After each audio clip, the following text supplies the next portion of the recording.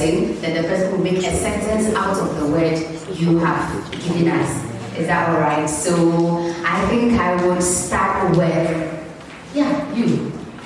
I think it's because you are, you don't want me to start with you, so I'll start with you. So give me a word.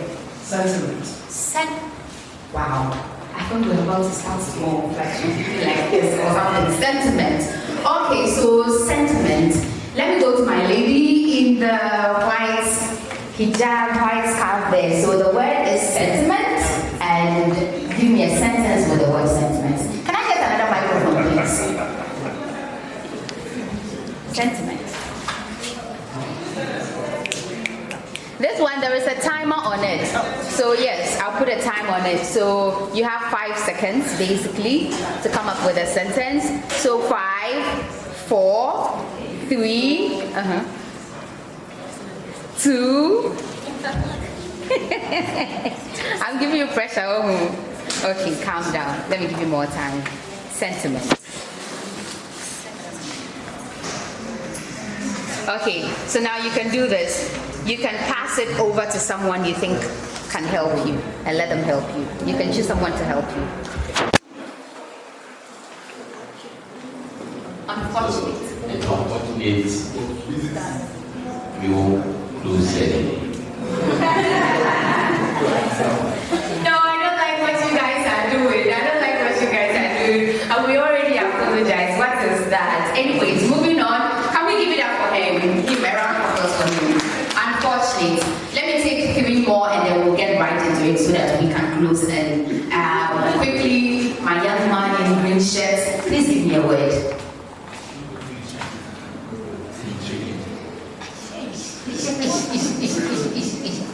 Please, his word is intriguing. Intriguing. Okay, so let me go to another gentleman. A sentence with the word intriguing.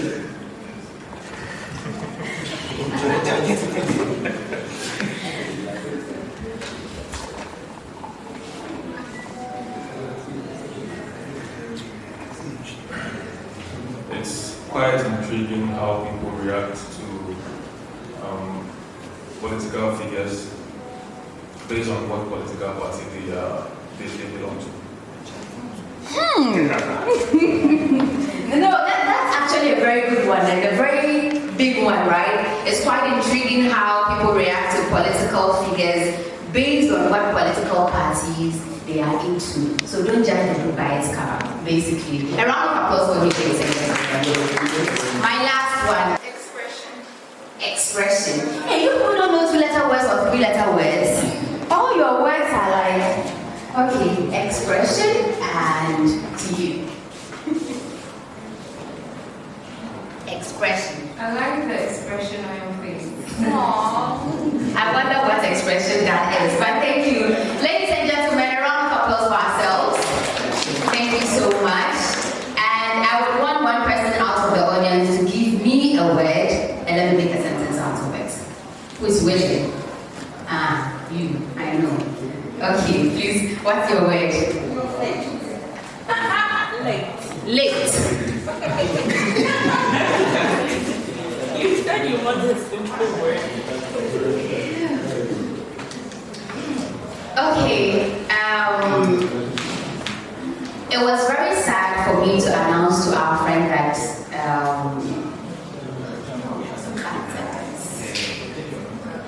it was very sad for me to announce to our friend that our late friend's mother just passed away.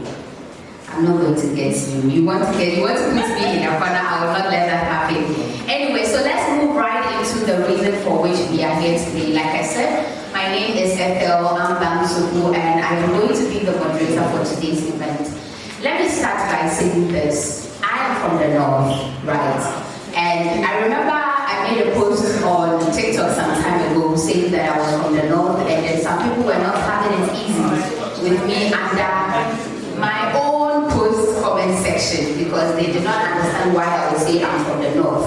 They think when you say you're from the north, it's giving other people that are not from there an impression that the north is just a place, but it is way more than that, right? So I will break it down specifically to say that I am from the Upper West region, and I'm saying that because because I grew up from a place where I saw a lot of women handling the household. I saw my mother handling the household. I saw my mother going to work. I saw my auntie going to work. I saw my auntie investing in our future. I saw my auntie doing things that, when I moved to the south, right, I realized that sometimes you find a lot of the women at home. Sometimes some of the women are at home. The men are working. The men are bringing money home.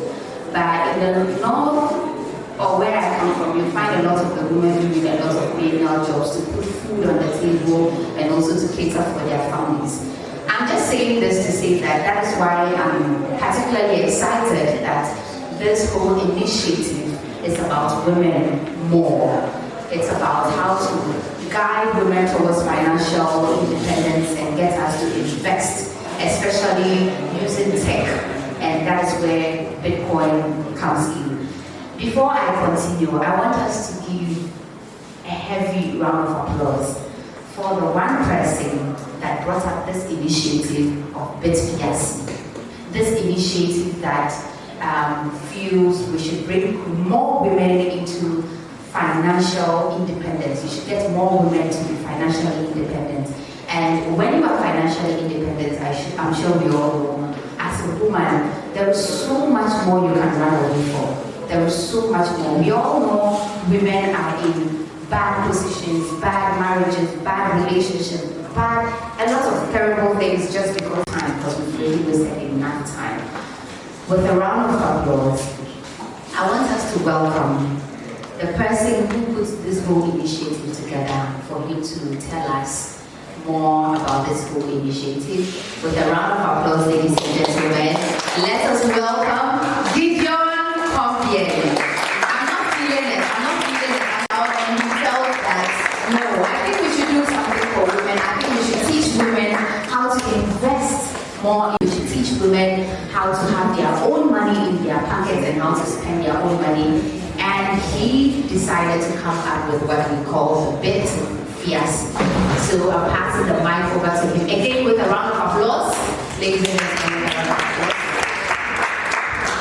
for him to get us through what the whole Bitfiasi initiative is all about. Gideon, how are you doing? I'm good, thank you very much. So I'd just like to take a few minutes to go through Bitfiasi, what we've done so far, and what we look forward to doing in the future.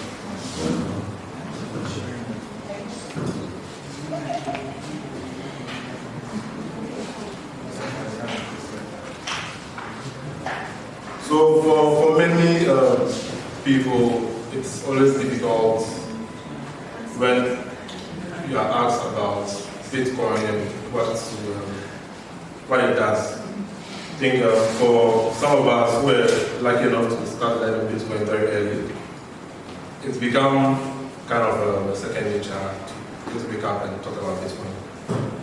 But as time goes on, we've realized that over here in our country, it's been gradually picking up, and it's become a conversation that you find on social media, Twitter spaces, Telegram channels, and all that people are actually developing interest. And I think the interest picked up because I think from 2022, I think there was a time where everyone was able to feel the inflation that was happening in the country, and everyone wanted to find alternative ways of making money. I think prior to that, when they mentioned inflation, it was something that was like a theory. What is inflation? It's just a theory. Inflation rate is 7%, and we didn't know what that means. But during that period, everyone wanted to feel what inflation really was. So then you realize that the money in the bank account, it might be huge, but as time goes on, you realize that the value of it reduces because of the increase in price items. So we realized, we came together, I and my co-founder, to try and find a way of letting people really understand what money is. Because when you go down the journey of learning Bitcoin, one thing you have to learn is about money. Because I realized a lot of people come up to me, I want to learn trading, I want to invest in crypto. but they don't have the basic understanding of money management, how to even set your own budgets, sticking to your budget, like all those principles, they do not have the basic of that. They just want to make money. But when you study the very rich and successful people, you can just pick any one of them, whether in Ghana or outside the country. Once you pick one of them, you can see it en masse because it's popular right now. Just go down that journey of studying how this successfully and directly build up his company, his personal life, how he's able to amass that wealth. And you realize, when you study all the rich people, you realize that there's one key thing they all share, which is that they have discipline when it comes to money or whatever, or in whatever industry they find themselves. So because of this, first of all, we set out a mission to educate women on management. And I know people will ask why focus on women, but we'll get there.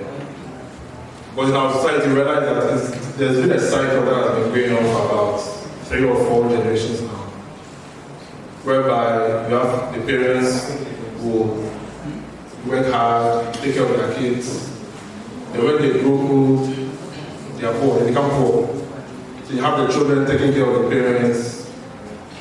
Then the parents also the parents die off. Then they take over, take care of their kids. They also get old, they get poor again, their children take care of them. So this has been a cycle that has been going on for a number of years now. And one reason being that we are now the youth growing up right now, is that we don't really take finance really seriously. We work, we get our salaries, we get good salaries, you enjoy yourselves, you save some, you buy a car, you buy a house, you are chilling with your boys, you know, girls want stuff life, you go on trips, all those kind of things, you enjoy them in your youth. But once you hit a certain age mark, you have kids, all that. You start squeezing yourself, taking care of your kids. So it becomes, and sometimes the kids also see their parents struggling and all that, and also pick up the habits. I think it's normal, but that's not a normal way to live life. So we decided to educate the women because they're the ones who educate or train their children at home. So once you see your mom doing certain things, it's going to gradually trickle down to you. To better manage your finances. So that was one reason why we decided mainly focus on women. And also, in our society, there are a lot of inequalities, financial inequalities in the society.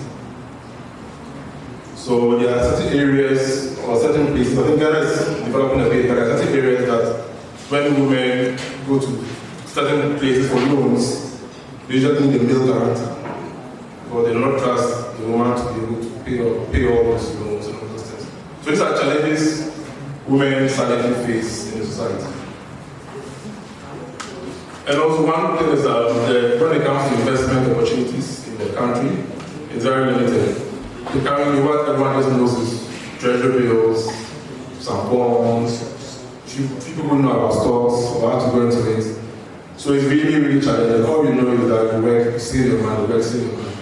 For a long time, that's what a lot of people know and have been used to. So with trying to go into Bitcoin, you realize that it actually opens up your mind to a whole new way of investments. You see things in a different light.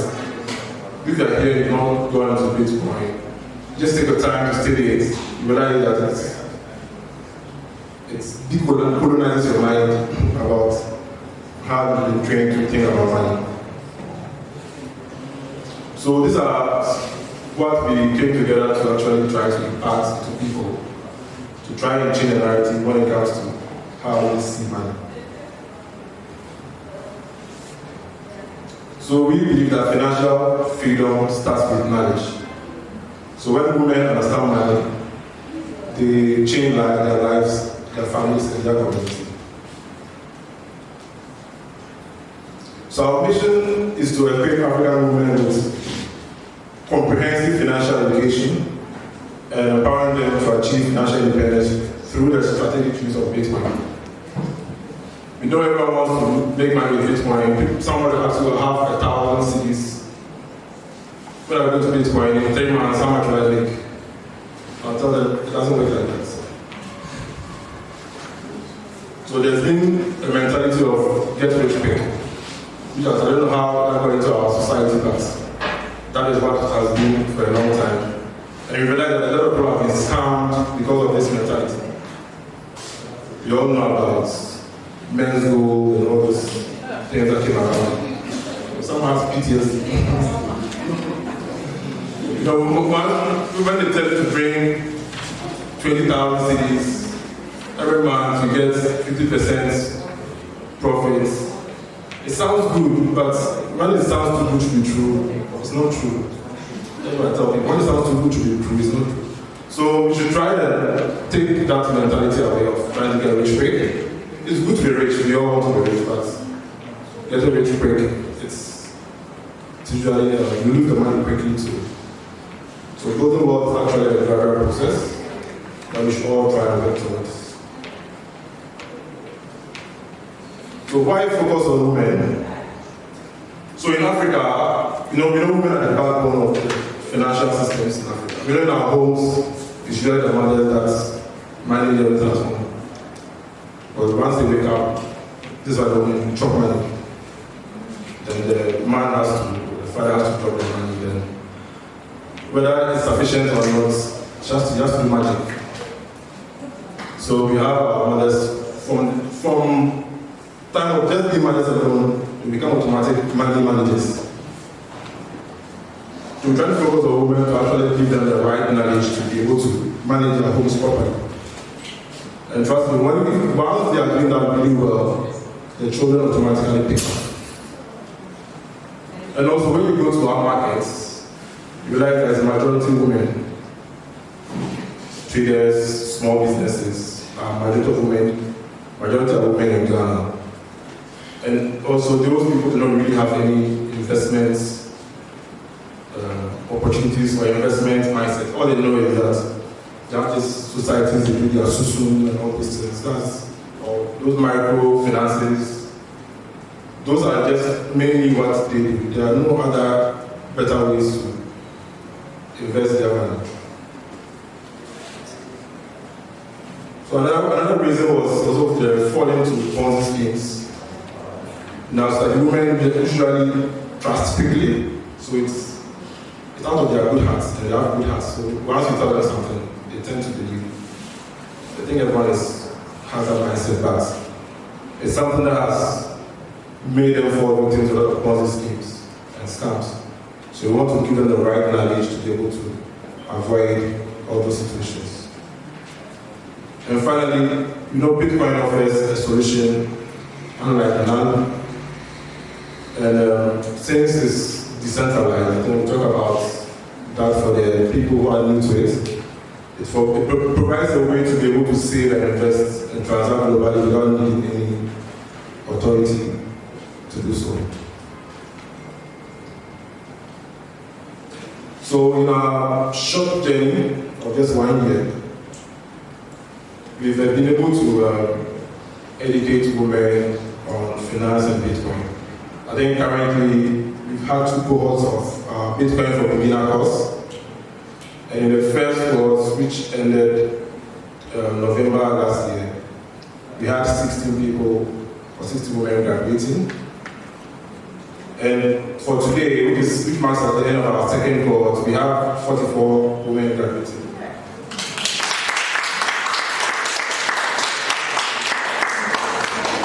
So it's been a very good trajectory, I think almost 3 times. And it's been very impressive taking them through the lessons, hearing their questions and all that. You realize that they actually know the problems we have in our society. I think in Ghana, everyone knows the problem. But when it comes to the solution, or sometimes I hear people on the radio arguing, offering solutions, but I realize that when you implement this solution, it's not going to work. So it's like we all know the problem, but we're just left with the solution. So what we are all trying to do is try to offer solutions and hopefully be able to help solve our problems. And also we held some workshops in senior high schools. We've gone to 4 senior high schools, Legon, Secondary, O'Reilly, some I'll always forget their names. As I was speaking as well, saying brother and I always forget their names. So we went there, spoke to the students about finance and Bitcoin, and trust me, I was very sure that at the age of 14, 15, 16, they are very, very sharp. Their brains are, I think if you put me in a class with them, I'll even be struggling. Their brains are really sharp.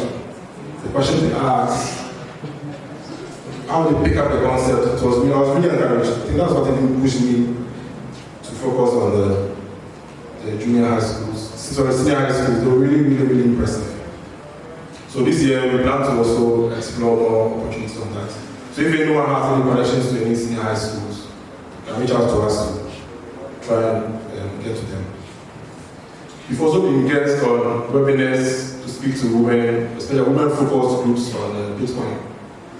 So sometimes we get emails whereby we have been asked to speak on webinars on sometimes church women groups to speak to them about finance and Bitcoin because they hear about it and they want to know about it but they don't know the right sources to get information from. So we've also spoken to about a few of them to educate them. And we're also trying to get into their communities, like outside Accra, into their neighboring regions and towns to speak to women about their finances. So for them, it's not even really about Bitcoin, but trying to offer them opportunities to make income. Because without making any meaningful income, you can't even invest or even save. So we are trying to help them pick up skills that can help them make some income, and from there they can gradually save up to be able to invest in their future. So we have a few programs that we run. So as I mentioned, we have the Bitcoin for Beginners course, which is a 7-week structured program that takes women from zero knowledge of Bitcoin to being able to buy, save, invest in Bitcoin. And they get the knowledge of all the pitfalls of Bitcoin, the security issues they are aware of, to prevent them from frauds. But in the cryptocurrency ecosystem, there are a lot of fraudulent activities over there. Even companies lose billions of dollars to this smart. Actually, I admire the hackers, they're very smart. But they're using their smartness for the wrong reasons. So they are always out there to get you. Even on X, if I find DM, people come to my DM, they'll be like, give us, are you Bitcoin? It's like, yes. How much do you have? And I know these guys are scammers, so I just mentioned a huge amount. Oh, I have $50,000 in Bitcoin, $100,000 in Bitcoin. Oh, good. You know, you can invest Bitcoin and in 4 weeks, you get 40% profit. And I'm like, okay, so how do I go about it? And they send me a website, I sign up and transfer my Bitcoin there. You'll trade it for me and I'll make money. You know, the moment you transfer your Bitcoin there, that's the end. You just delete your account and take over your hands. So I usually advise that we should be very, very careful about people who approach us, whether online or in person, to sell us these sort of things.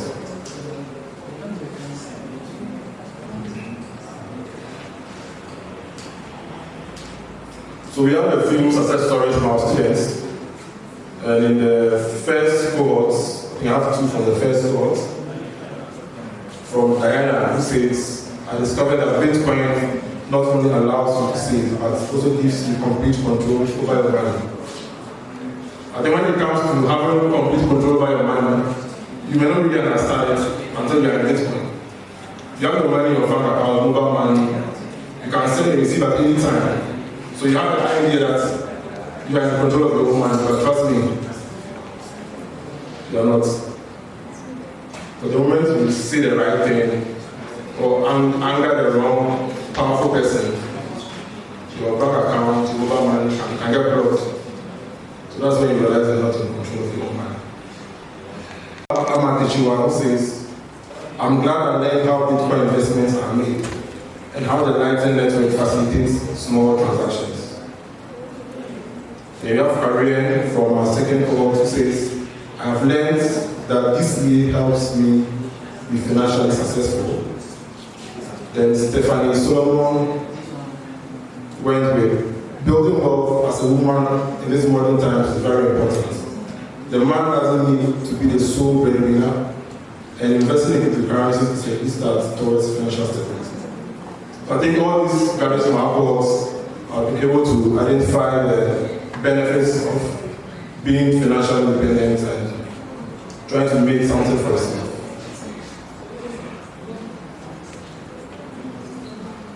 So after our 1 year, we have some few things we still need to build upon and make better. So one being that our Bitcoin education programs for schools and communities, we want to reach out to more schools and more communities to be able to bring them more knowledge, and also forming strategic partnerships. Without partnerships, it's really hard to have a wider reach. So we want to partner with other agencies who are already connected so that it can help us. We'll leverage on their existing network to spread our knowledge. We also want to offer mentorship initiatives, where we can compare people already to Bitcoin, like trusted people in Bitcoin to beginners, to form like a mentorship to guide them on how to build their wealth. And we want to have more in-person training. So currently most of our trainings, especially for the beginner courses, online. And from the reviews I got the last time, some of the students wanted to be in person. I think we've been used to online for COVID time, but in person still has its great benefits, and a lot of people are pushing for that. So if you want to know how to get involved, usually we have slots we open up for our beginner courses. So once that is done, if you follow our social media networks, you'll be able to find out information and register. And we also have a community, a WhatsApp community for women that you can also join if you just want to be part and get updates on what's happening in the world of crypto and finance. Or you can also volunteer as a partner to help expand our mission. So you can, as you're living here, you can go, as you're going out, you should try and speak to others about Bitfiasi, what we are doing, so that more women can hear about us and get involved in learning our finance. So on social media, we are at Bitfiasi on all our social media platforms. And our email is simply info@bitfiasi.com. So thank you very much. And he has a partner. I thought we'll do it better for him. Another one.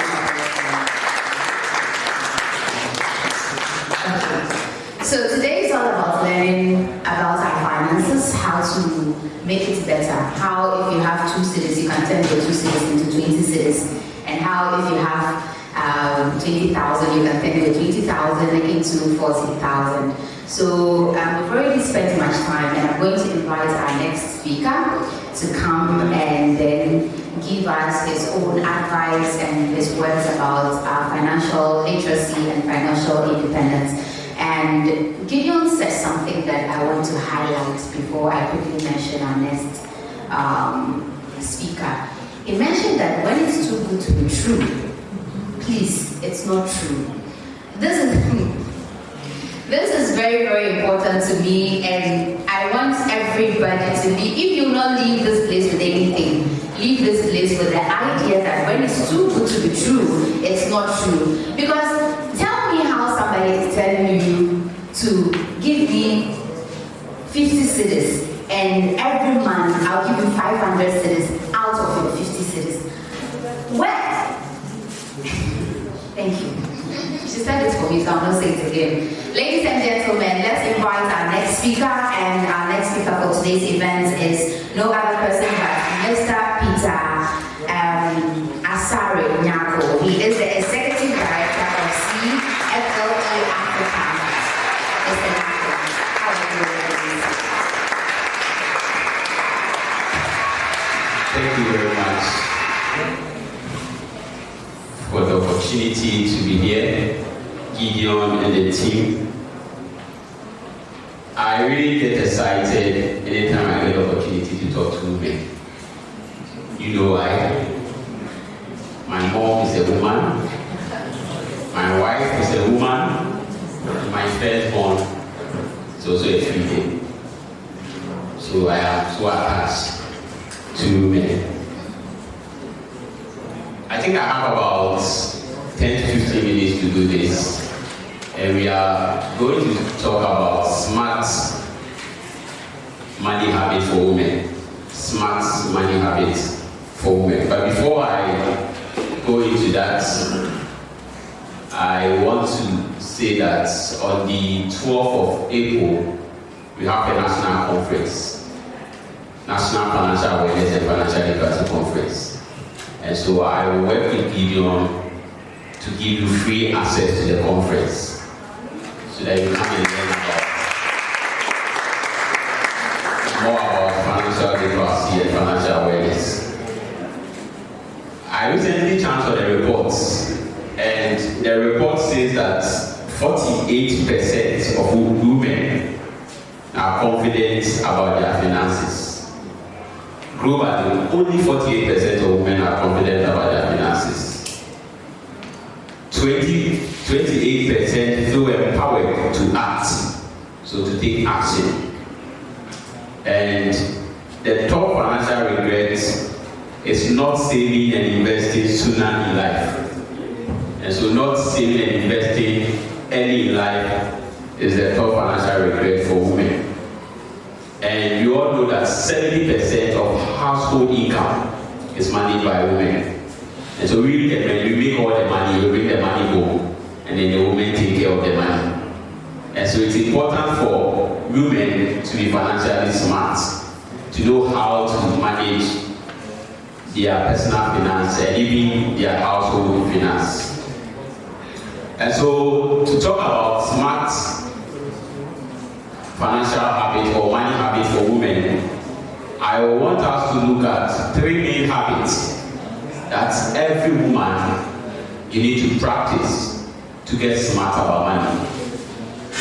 3 main financial habits. And the first one is for you to earn money consistently. It is a smart thing to do. If you want to get your finances right, make sure you are earning money consistently. Earning money consistently. You save money reasonably. That's the second thing you need to do. Save money reasonably. And then the third aspect is for you to invest money wisely. So you earn money consistently, you save money reasonably, and you invest money wisely. So we are going to take each one of them and then digest it within the next 10 minutes. So how do you earn money as a woman? How do you earn money? And this also goes to the men. Yes, though we are speaking to the women, but we can also take nuggets from this and apply it to our lives. One, for you to earn money, you need knowledge. You need knowledge. And so everything that you want to leverage on to make money, you must be knowledgeable about it. And so the reason why we go to school is for us to acquire knowledge. And once we acquire the knowledge, you can then put a CV together and go to an organization and tell the organization, I have knowledge in what you are doing, so employ me and pay me every month.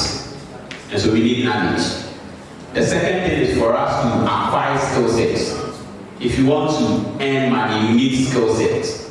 You need skills. You need skills. The third is if you have talent, you can also leverage your talent to make money. You can also leverage your talent to make money. If you know how to paint, if you know how to sing, if you know how to organize, even plan event, put event together, you can leverage that to make money. To make money. So with knowledge, once you have knowledge, you can get a job or you can even start your own business. If you have knowledge, you can leverage that knowledge to get a job. So you put a CV together, you go to an organization. If you are good in accounting, if you went to school to read accounting, you can put your CV together into an organization. I can be your accountant. If you went to school to read law, you can do that and then leverage that to get a job and start making money. or you can use the knowledge to set up your own business. And so for me after school, I told myself I want to work within my own organization. So after my national service, I really started business on campus. So right after national service, I started working in my own organization. The knowledge I acquired from campus, I was practicing that in my own organization. And so you can leverage your knowledge to start your own business. And then skill sets. You can acquire skill sets. You can go to apprenticeship, fashion designing, acquire fashion skills, and use that, leverage that, and monetize it over time. You can go into bead making, skill set, acquire that skill set, beauty, salon, and all those things. Once you acquire the skill set, you can leverage that to make money. And so you can go to apprenticeship, you can even go under someone, get mentorship from the person in a specific skill and leverage that to make your money. You can even go into internship and build skill set and leverage that to make money. Talent. When you develop your talent, when you are a singer, you can develop the talent. When you are good at bringing people together, you can develop that and even form an ushering company. And so when an event is going on, you can tell the people who are doing the events, I can bring my people to come and usher for you. It's all talent. If you are good at speaking, you can go into public speaking. It's talent. And so you can develop your talent and leverage that to make money over time. And let me also share this on entrepreneurship or starting your own business. Every time you want to make money, think about these three things. Think about meeting the needs of people. Every time, as a woman, every time you want to make money, think about it. How do I meet the needs of the people in my community? How do I meet the needs of the people in my community?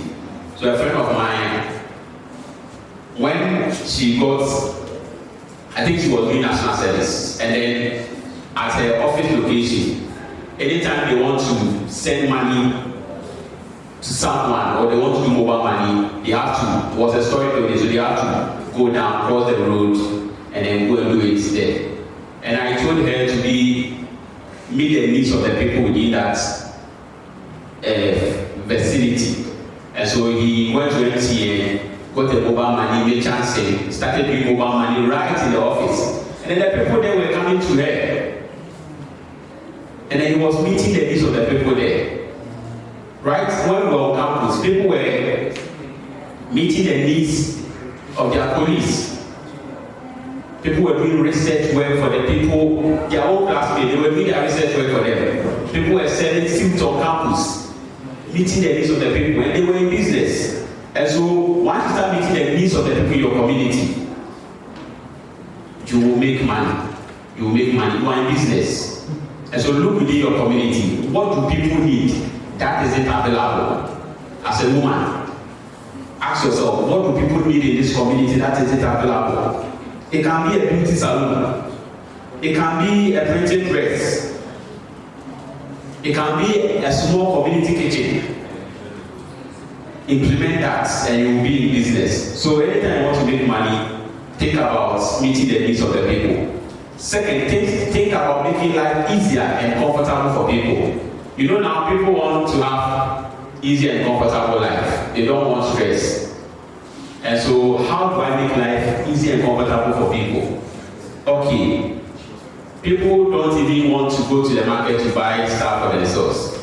And so as a woman, how do I put strategies in place so I can even take orders from these people and get them their groceries? You'll be in business. So let's say this example. Amazon, Jeff Bezos, sat down and realized it will be difficult for people, maybe someone has written a book in UK and you want to read that book. It will be difficult for you to get your visa, take your flight to UK to go and buy that book. And so he created an online platform, put all these books online. If you want to have access to the book, you just have to go to the online and purchase the book. It's making life easy and comfortable for us. And so for me, all my books are on Amazon. Someone in UK is buying my book. I haven't met the person before. I haven't traveled to UK before. Someone in Pakistan, Afghanistan. And so let's think about how we can make life easy and comfortable for people. Now people are doing delivery businesses because they realize people don't want to struggle. They don't want to pick, draw, and go out there. So once you buy the thing, they will pick the thing and deliver the thing to you right at the comfort of your home. And so how do you make life easy and comfortable for people? These are some of the thoughts you have to be thinking about if you really want to earn a lot of money. If you really want to earn a lot of money. The last thing you can also do is to think about solving societal problems. Problems of society. What Gideon is doing is solving societal problems. And so what are the issues in Ghana that you can build a business around? That you can build an agency around? And trust me, you make a lot of money over time. When I started my organization, Center for Financial Literacy Education, 2018, initially it was difficult.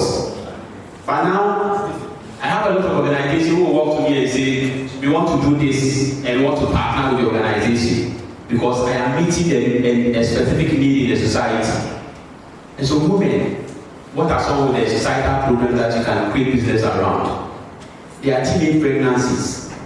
Can you think around it and create a business around it? There are a lot of societal issues. Even now, government says it's going to supply free sanitary pad. How can you prove yourself, create a business, and leverage that you may get some of the money, about 1.3 billion Ghana cedis? How can you position yourself to get access to some of this money?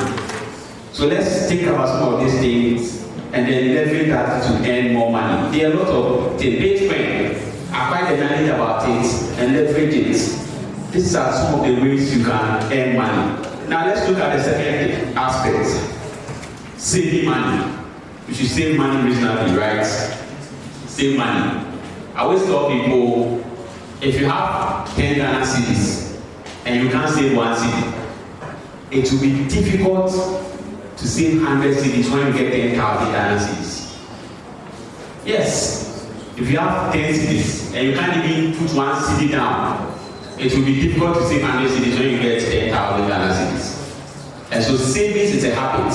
And so we must develop that habit. How do we develop the habit for saving? One, spend less than you earn. Spend less than you earn. And so if your earnings is say 5,000, don't spend 5,000, spend 3,000. Spend 3,000. So always make sure your earning is more than your spending. And the second aspect is, if you want to spend more, then make more. So make more than you are spending. If you know you can't change your lifestyle, you can't cut down on your spending, then earn more. If you are earning more and you are spending more, it's reasonable, it's okay. And so one, it's either you are spending less than you are making, or you are making more than you are spending. Very important. The second aspect is, as women, you don't need to spend money to impress people. Don't spend money to impress. These are people who don't even care about you. So why are you spending money to impress them? Anytime you are spending money, make sure you are spending money to invest instead of impress. And so we shouldn't spend money to impress people. I know some people, every weekend, they have an attack for special occasions. Every activity, they are there. If you do that, your financial situation will not improve. And so watch your spending. Set goals and say towards them. Set goals. Assuming anything you want to achieve in life, make it a goal and say towards them. If you have a goal, and you are saying towards them, it keeps you focused. And so anytime you get money, you know, I want to do this. I want to start my business. I want to buy this. You have made it a goal. And so anytime you get money, that is what you are thinking about. But then if you don't have a goal, when the money comes, the money now will decide what to use it for. And so there are two people in the world. people who control their money and people who money control them. So once they get the money, more like there's an evil spirit on them. They want to do this, the money is use me for this, use me for that. But then the people who control their money, once they get the money, they sit down, they look at their goals, and then apportion their money accordingly. Avoid lifestyle inflation and impulse buying. So lifestyle inflation is more like you always want to be carried with a trend. And so when iPhone 15 comes, you go and buy iPhone 15. When you release iPhone 16, you are there. You're always thinking about getting the latest trend. Lifestyle inflation. Always your expenditure will go up. And then avoid impulse buying. You're walking in town. Ladies, I know you, but yes, you're walking in town, you see something nice now. Then you want to buy. You want to buy. You can even call someone. Oh, can you lend me this money? Just because you see something nice in town and you want to buy it. You should avoid impulse buying. Anytime you see something nice, go back to your budget and see if you have made provision for it. And so the next point is budget for your spending. And so every month, everything that you want to spend money on, let's sit down, budget for it. And so one thing I tell my wife is anytime you're going to the market, let's sit down. All the things that you're going to buy, let's write it. Yes. All the things you are going to buy, let's write it and then take that money and then add either 10 or 50% to it. And so when you go and then there's inflation or they have increased the prices, you are made provision for that. But then if you don't write them and you take money, you will spend all the money before you come back.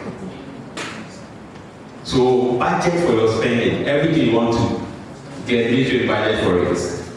These are ways that will help you save money. Because always you have surplus of money and that money will go into savings. And always make sure you pay yourself first.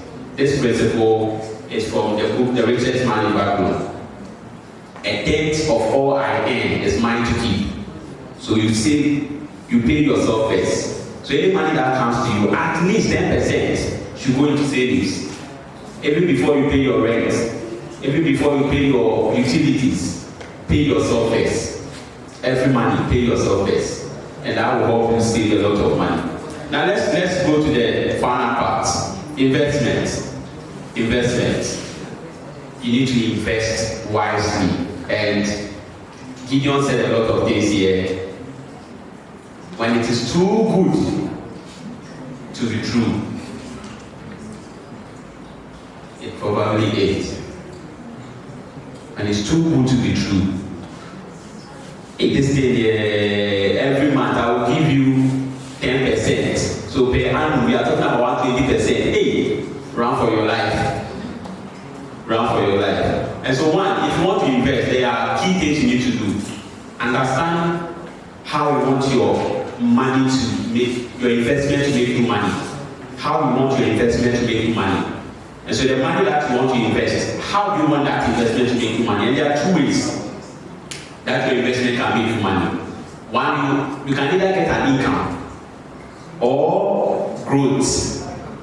And so income, when you invest your money, at the end of the maturity period, you get your principal back. You also get either interest, dividends, commission. It comes in the form of income.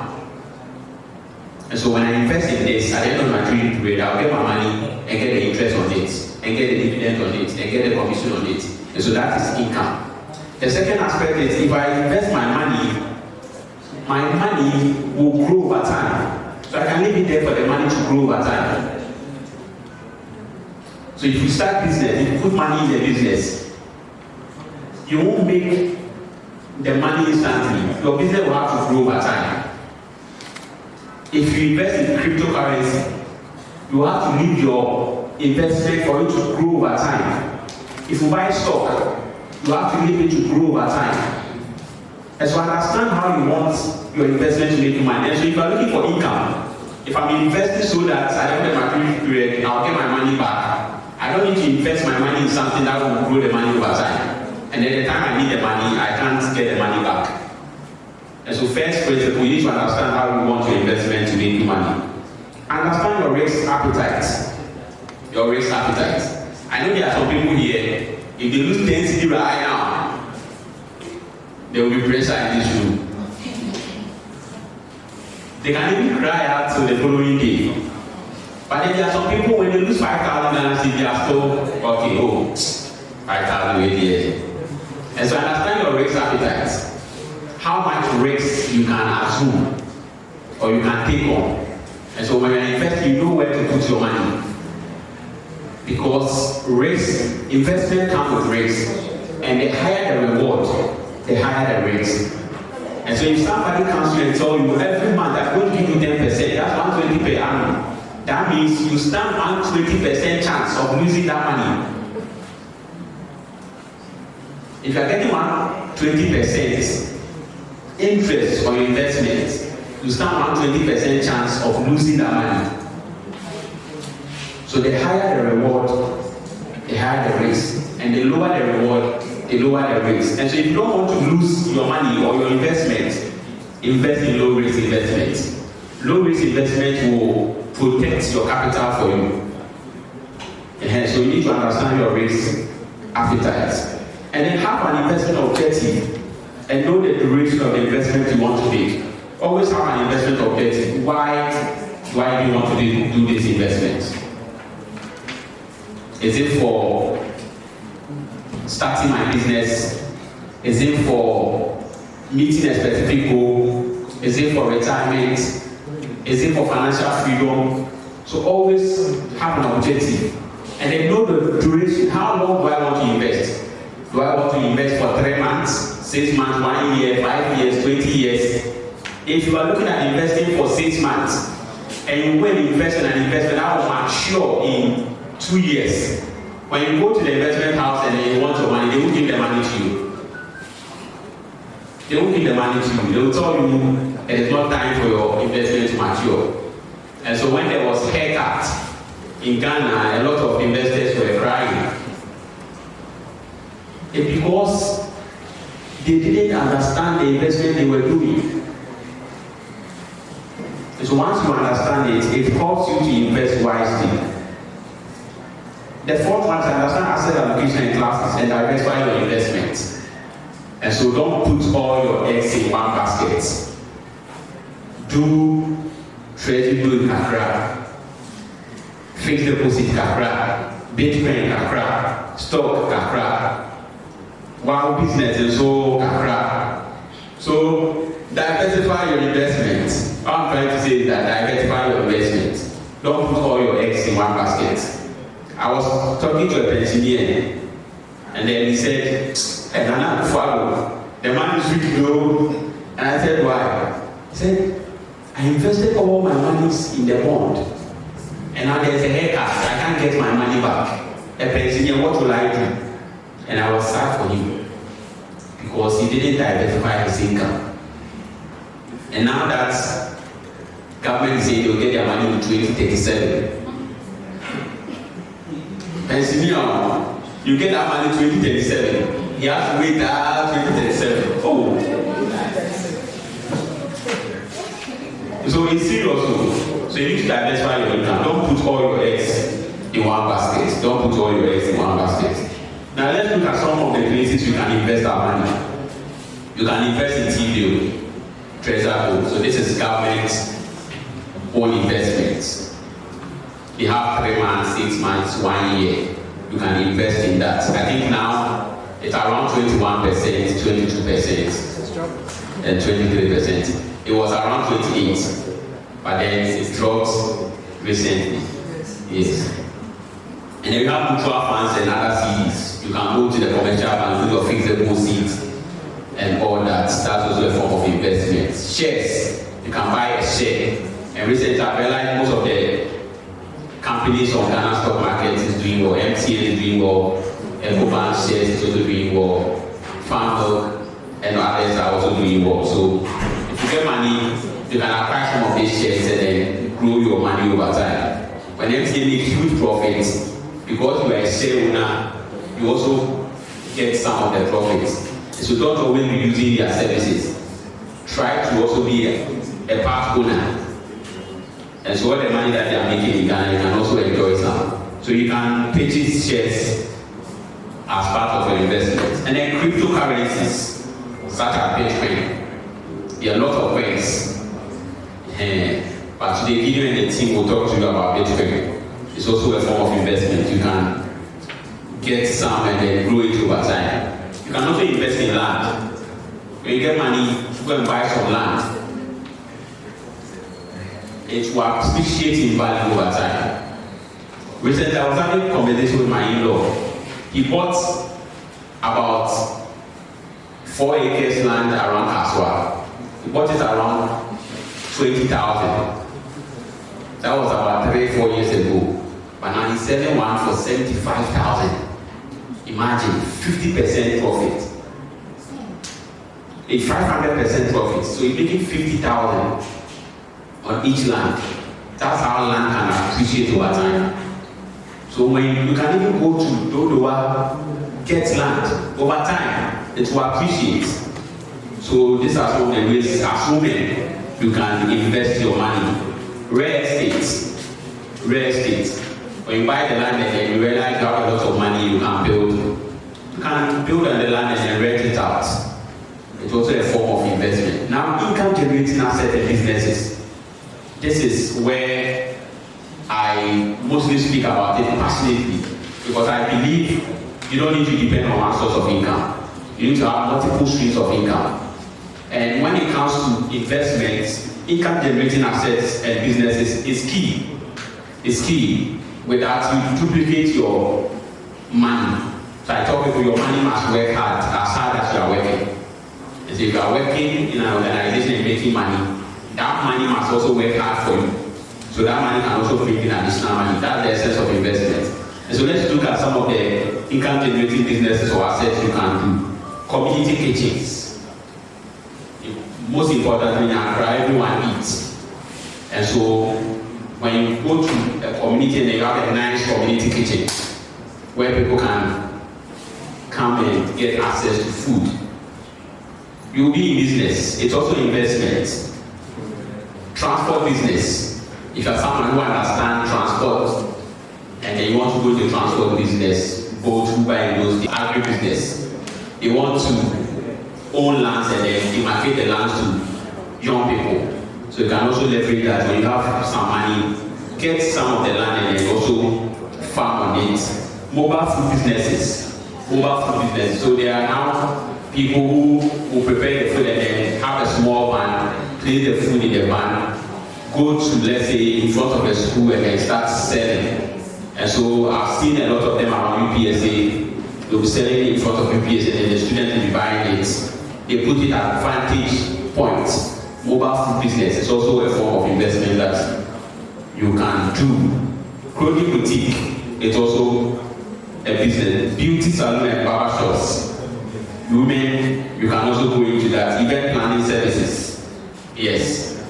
I recently had my naming ceremony for my daughter, and then I employed the services of one lady. He did all the braces and all those things, and then she took huge amount of money. Yes, it's a business. He has the backdrop and all that. He invested money into that. And so when you want that, you employ the services and then it's making money, event planning services. Now people, even on their birthday, they want to do something nice. You can go in and organize that for them. You are in business. Online retail, you can just create a digital platform. You can even leverage the existing platforms, social media platforms, and then sell your stuff. Education and tutoring services. If you know how to do something, you can create an educational group and start teaching others. And so one lady, he does beats, and he has an online school for that. So those who want to learn will take you something small and teach you. He has weekend class.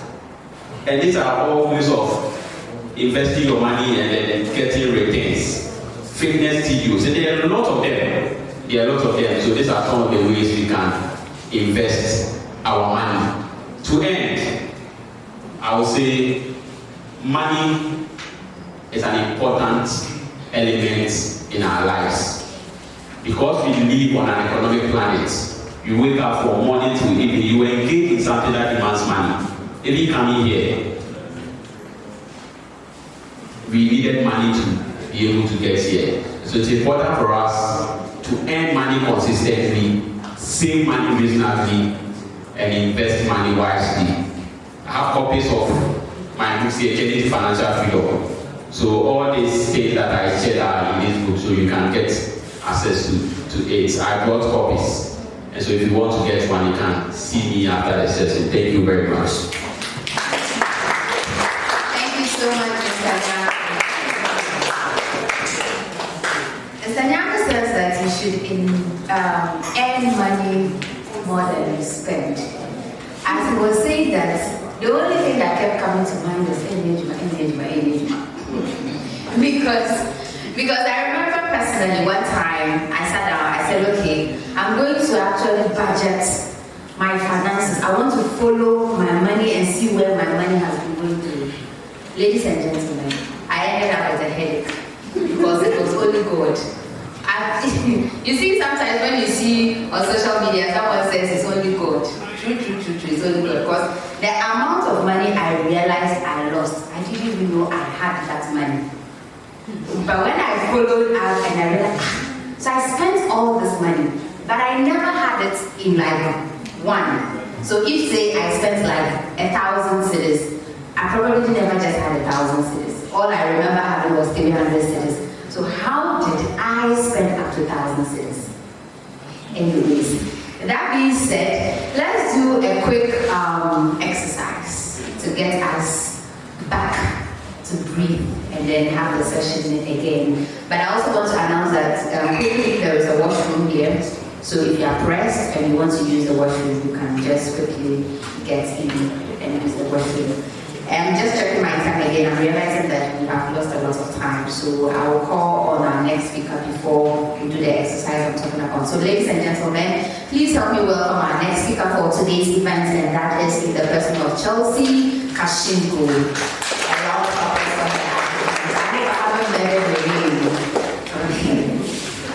Everybody, thank you all for being here, and thank you, Komian, for the opportunity to be educated concerning finances and Bitcoin. And from your presentation, I was hoping we would get the inspiration behind the name Bitfiasi.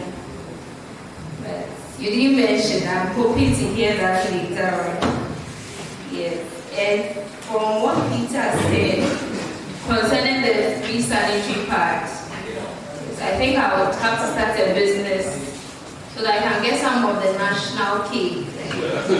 I'm getting some ideas. I don't know if you have some ideas, you can also share that with me. So I'll be speaking on why you should invest in Bitcoin, like financial freedom that can come with Bitcoin. And I came across Bitcoin about 2 years ago, and at the time I was working with a fintech company, and we were building some financial solutions for banks. So immediately, like when I got that light bulb moment as to what Bitcoin really is and what Bitcoin is offering, I was like, okay, so why am I even working here? Why are we building this product? While Bitcoin can solve like 80% of the problem they're trying to solve. But the only difference was because people don't know about Bitcoin. Or even if they do, the boys, let me say the boys or the men, they've made it all about trading and forex trading, and they made it a scam. It's men and it's not women. It's just the men. Like you will be scammed right now, you promised a whole lot of money that will never come. Okay. invest in Bitcoin. First of all, I want to see what you think on financial independence. Maybe one or two people. 2 women can tell me what their thoughts on financial independence is. Okay, I'll pass my mic. Why is it always me?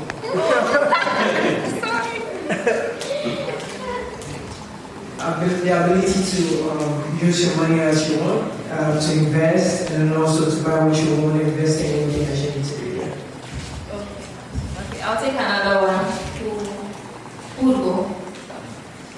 Okay, I'm passing my mic to. No. Your thoughts on financial? Okay, financial independence basically is being stable, not depending on anyone, and then having some emergency funds as and when you need it. When we say financial independence, we are saying that having enough money or assets to support your lifestyle, especially without a paycheck. Okay, so if you get laid off from your work, or you lose your job, or you get sick and you can't go to work again, you have money you can follow. You have money that can take care of you without having to depend on other people like your parents, your spouse, or maybe even loans from banks. Okay.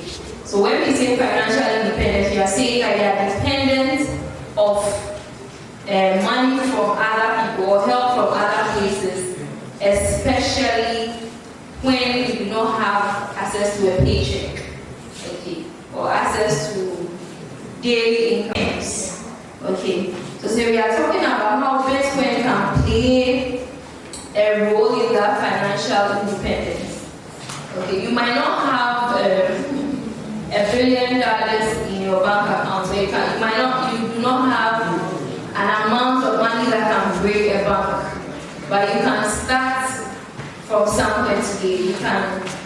You can start investing in something that will make you financially independent as the time comes.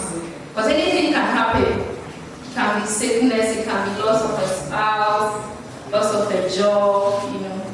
And I read something from Colombian's WhatsApp status recently, and he said that it's not about getting rich quickly, it's about not getting poor slowly.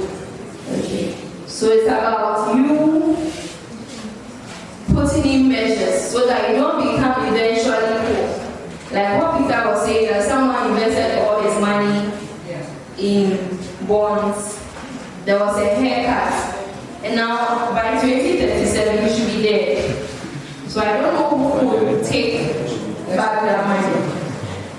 Okay. Next up. Next topic.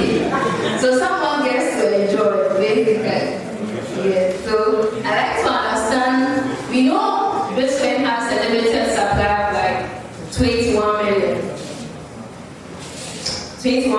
coins. Okay. I like to relate it to Ghana. So Ghana has a mass of land, right? And that mass of land we cannot add to that mass that we have. We cannot add Togo's land to our land.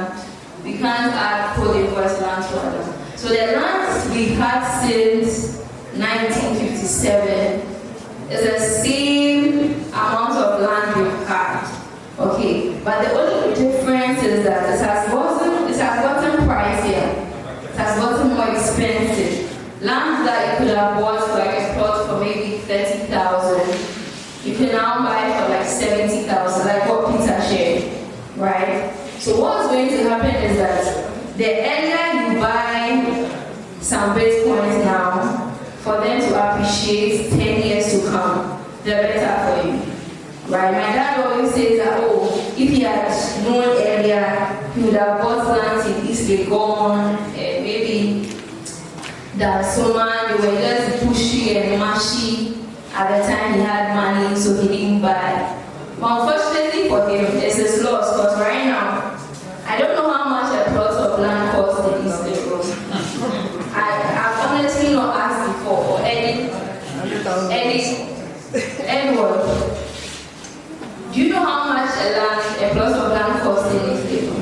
100,000 plus in dollars. Wow. I'm sure like 20 years ago it was very cheap. Maybe how cheap? Maybe 10,000 cities you would have got till a fine plot of land. But you don't get it at that price anymore, right? It's just the same for Bitcoin at the moment, right? So you worked, you earned the money, you've done all the smart money savings like Peter has said. Okay, so maybe you can keep a fraction of that money in Bitcoin. You can buy Bitcoin, you can use Bitnote. Bitnote has an initiative like that can make you buy a small amount of Satoshis every time you get it. You can have a saving goal. There's this lady I follow on Twitter, she saves $1 a day. $1 a day into her Bitcoin investment. So at the end of every year, she's getting $365 in Bitcoin. It might look like a small, but she's not greedy. She's not trying to get rich quick.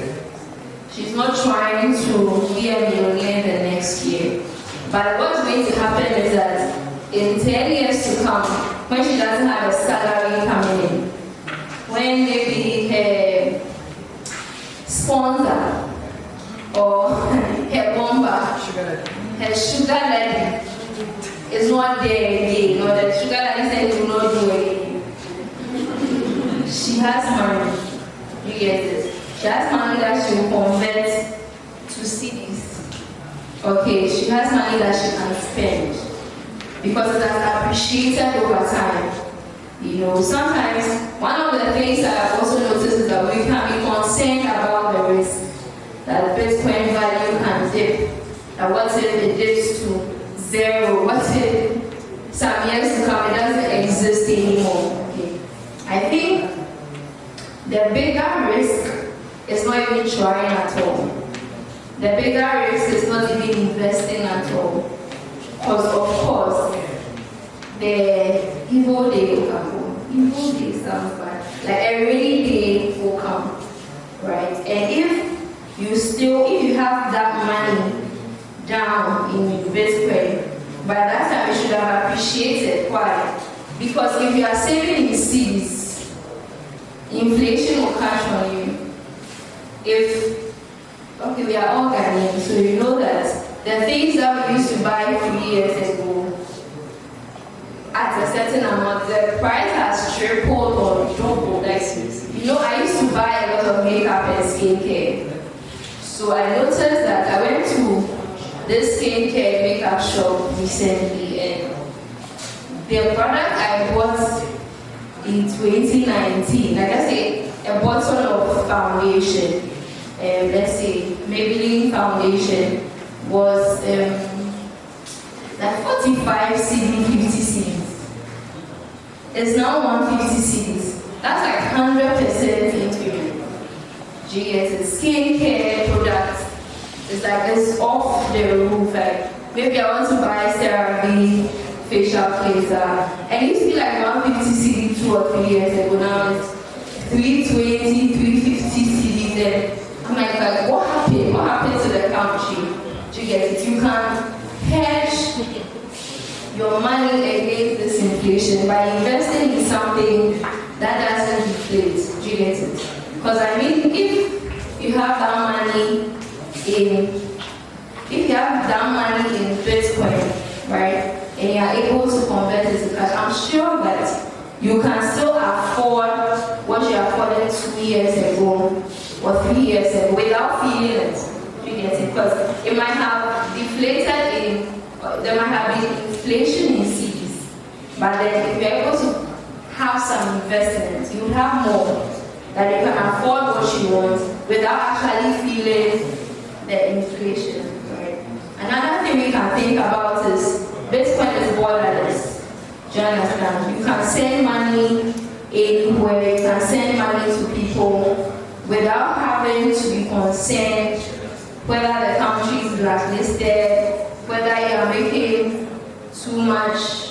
There's this thing in banking where the There's a limit on the transactions you can make, there's an amount you can make, else you can be flagged in the bank. You think, like Komi said, you think your money is free until there's an issue.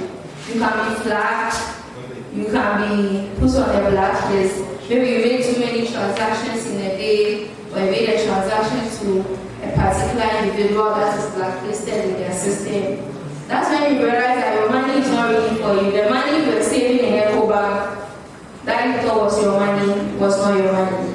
Okay, so it's better to invest some money in Bitcoin and start small and don't be greedy. Okay, so let's think about the big picture, the bigger picture, the 20 years from now, the 10 years from now. Okay, let's educate ourselves some more with Bitfiasi initiative and other resources online. Okay, thank you very much for coming. Thank you so much. I remember I promised we were going to have a breather where we were going to exercise a bit and then bring ourselves back into the mood, because right now it looks like we are learning too much. And too much of learning becomes some way. But I have someone that we are going to exercise, we are going to have a breather, and at the same time we are going to learn. He is also a speaker, so I'm just going to let him pass through very briefly, very briefly, and then we'll now get into the rest of our exercise for the day. Don't worry, we'll be done very soon. I know a lot of us are looking at our time. So please help me welcome Mr. Emmanuel Kankam with a round of applause, ladies and gentlemen. I like the way he's walking up. That shows that in fact right now he's walking, jogging, running. There's a lot of energy about to be spilled in the house, and I hope you're all ready for it. Mr. Kankam, how are you doing today? If you are ready, I'm ready. Sharp. Hello, everybody. I want to feel the energy a little bit. Hello, everyone. Anything that has to do with money, like the Bible says, and then violence take it by force. So if you are not in the mood to make some money, you will have a problem with me. I hope nobody wants to have a problem with me. No. Myself, I don't want to have a problem with you. I want to have a problem with the speakers. Because this man, I'm expecting some $50 Bitcoin from him. And this lovely lady too has promised you some $100. I don't know about you, fight your own fight. Don't be looking at me and asking, hey, I'm swear, and I'm also may come in there now. You've not said anything, you have said my own, I'll take it. Anyways, I want to welcome all of you again to today's program. Like she rightly said, I'm called Emmanuel Kankam. I'm also part of the Bitfiasi team under partnerships. The most important thing I want you to note down coming here is that the Bitfiasi initiative is an all-hands-on-deck job. The issues surrounding women or inequality in our system when it comes to making money is bigger than what you think. It's way bigger than what we've been made to think. Our first speaker made a very important point. He says that the men make the money and the women end up managing the money. I am a product of women managing the money. Let me tell you very quickly. My dad is a banker. In 3 months, he becoming on pension. It sucks because some small money I won't get to 12 months. Take it like that. And this man is a retail banker. Let me be very clear. Working in the banking space for over 35 years, he doesn't like investment. Any investment that crosses treasury bills, he doesn't want to hear it. So my dad is that person that will say, hey, medium is slow. Now, Sikanishi, I'm here and then, medium is slow. This is a man who had his MBA from University of Leicester, was doing his PhD with the University in Switzerland. And because of people like us who are very ambitious, he decided to stop so he can push us to go and do our things. Now, married to a woman who did not even pass the SS level, who from the time I was born was, carrying things on my head, selling everything, virtually everything except hard drugs and human parts. This woman will do anything to make money, except the two I mentioned. I don't know if you heard of US tilapia, those of us who are 90s and 80s babies, if you heard of US tilapia, you didn't hear of it because you are not investment cautious. This woman went to put about 60,000, those days was around 60 million cedis from her husband's money without her husband knowing. Put it in US tilapia, like Combian said, they were promising 17% monthly. What were they going to do? They were going to buy fingerlings or whatever they call it of tilapia, grow it and sell tilapia. Can't you do this in your house? Philippos, since we are not Philippos from Legon, they are still there, he's still selling tilapia, he's making a lot of money.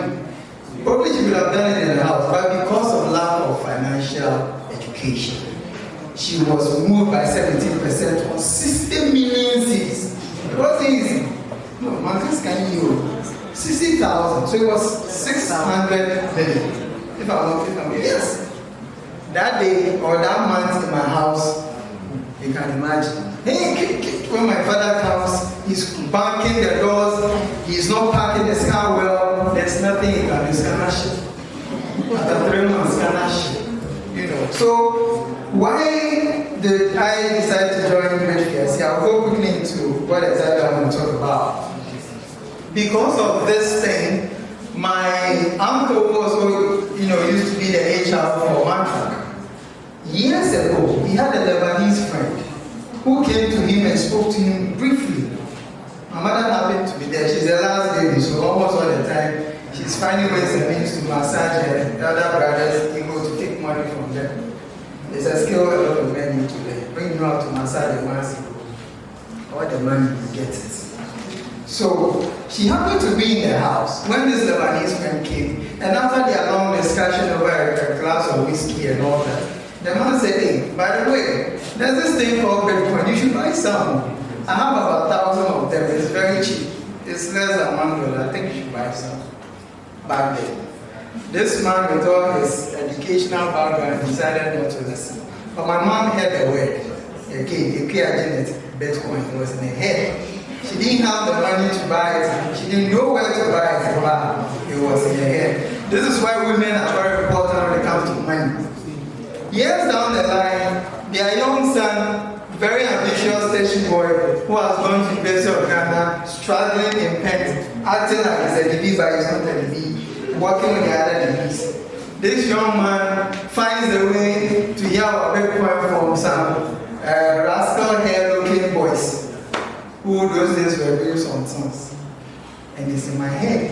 Now, this is me struggling to manage life around the second, lower, third class songs. Yes, statistics will become form of. I'm not seeing top.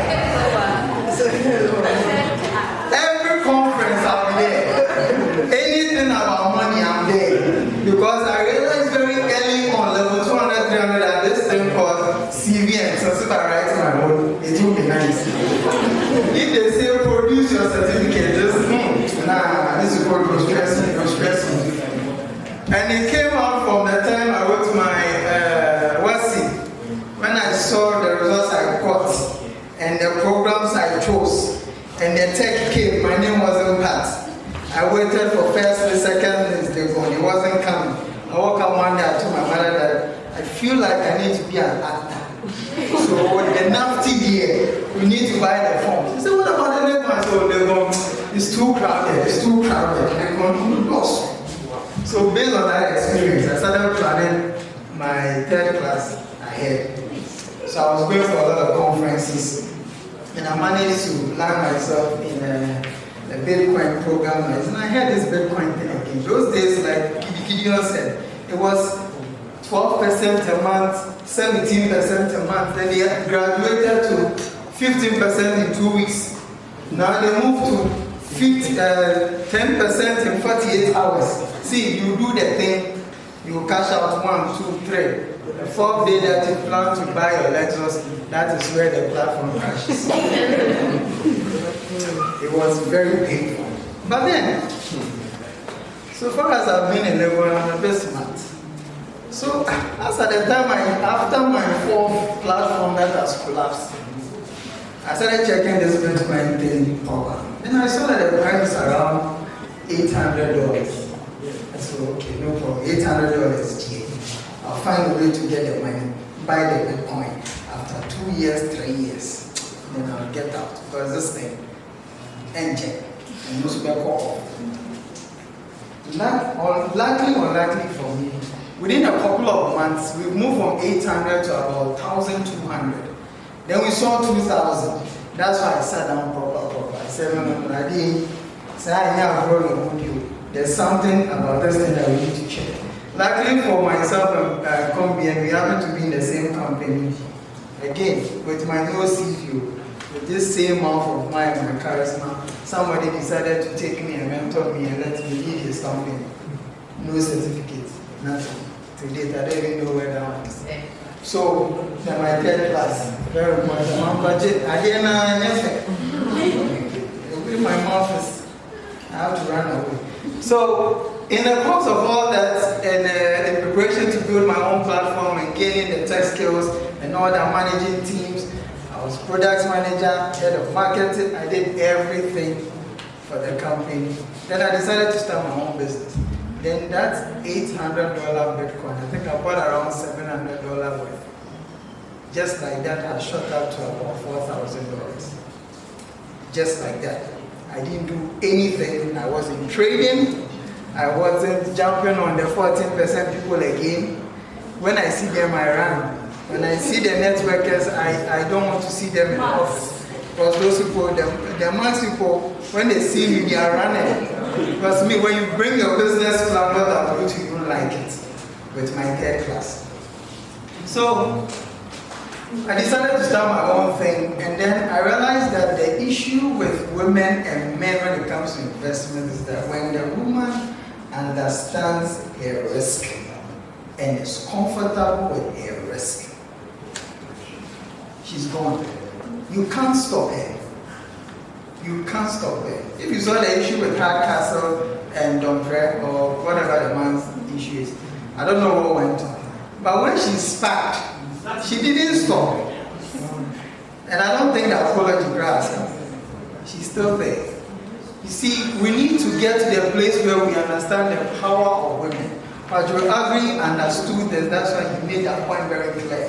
If we educate a man, you educate just me, and I'll come with third class. But if you educate a woman, you've educated an entire generation.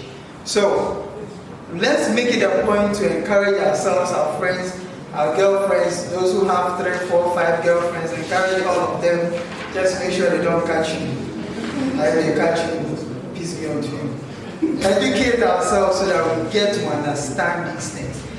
The technical guys that come to take us through, you know, the nitty-gritties of Bitcoin and how to manage the network, what you can also benefit from it. There are so many practical uses of Bitcoin. For instance, at Bitfiasi like this, we take all our donations in Bitcoin. Why? Because if we need someone to send us a donation through the banking system, which we use the SWIFT system, all right, it's going to take us like 3-4 days for it to hit our bank account. The banks will take their cuts. E-levy until it was abolished, will take their cuts when we are moving. So many charges. Sikana, you're saying, you get it. But we have a few donors outside this country. In less than 30 minutes, when they send the BTC, hits our account, we get it. Same value, nothing has happened. We don't have to, you know, sit in a long meeting with nobody to discuss whatever we are going to use our money for. And then that's why we get programs like this running. If you look at some prominent people who have jumped into the space, forget that Sam Jonas story. That story was fake. All right. We see pride they are all going to pay. But if you look at some prominent figures like Michael Saylor, who is the CEO and the co-founder of Strategy, right? First it was MicroStrategy, now it's Strategy. These guys are locating a chunk of their profits into Bitcoin. They see Bitcoin as a store of value. She nailed it when she said, when she linked Bitcoin's limited supply to land. It's the same thing. And the more limited supply you have, once the demand is high, the price just keeps moving. And these guys have understood the system. Back in the day, I remember we used to come here and I used to teach a lot of people about crypto and all that. And he asked me one day, and I told him, I'm tired of it. I'm tired of teaching people about crypto. And the reason is very simple. The information is out there. People are not studying.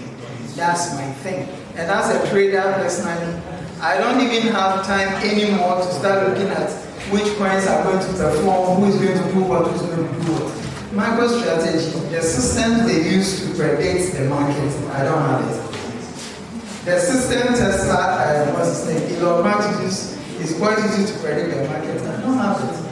So if these guys are jumping on it and are putting millions and millions of dollars, MicroStrategy, as we speak now, has invested about $5.5 billion in buying Bitcoin.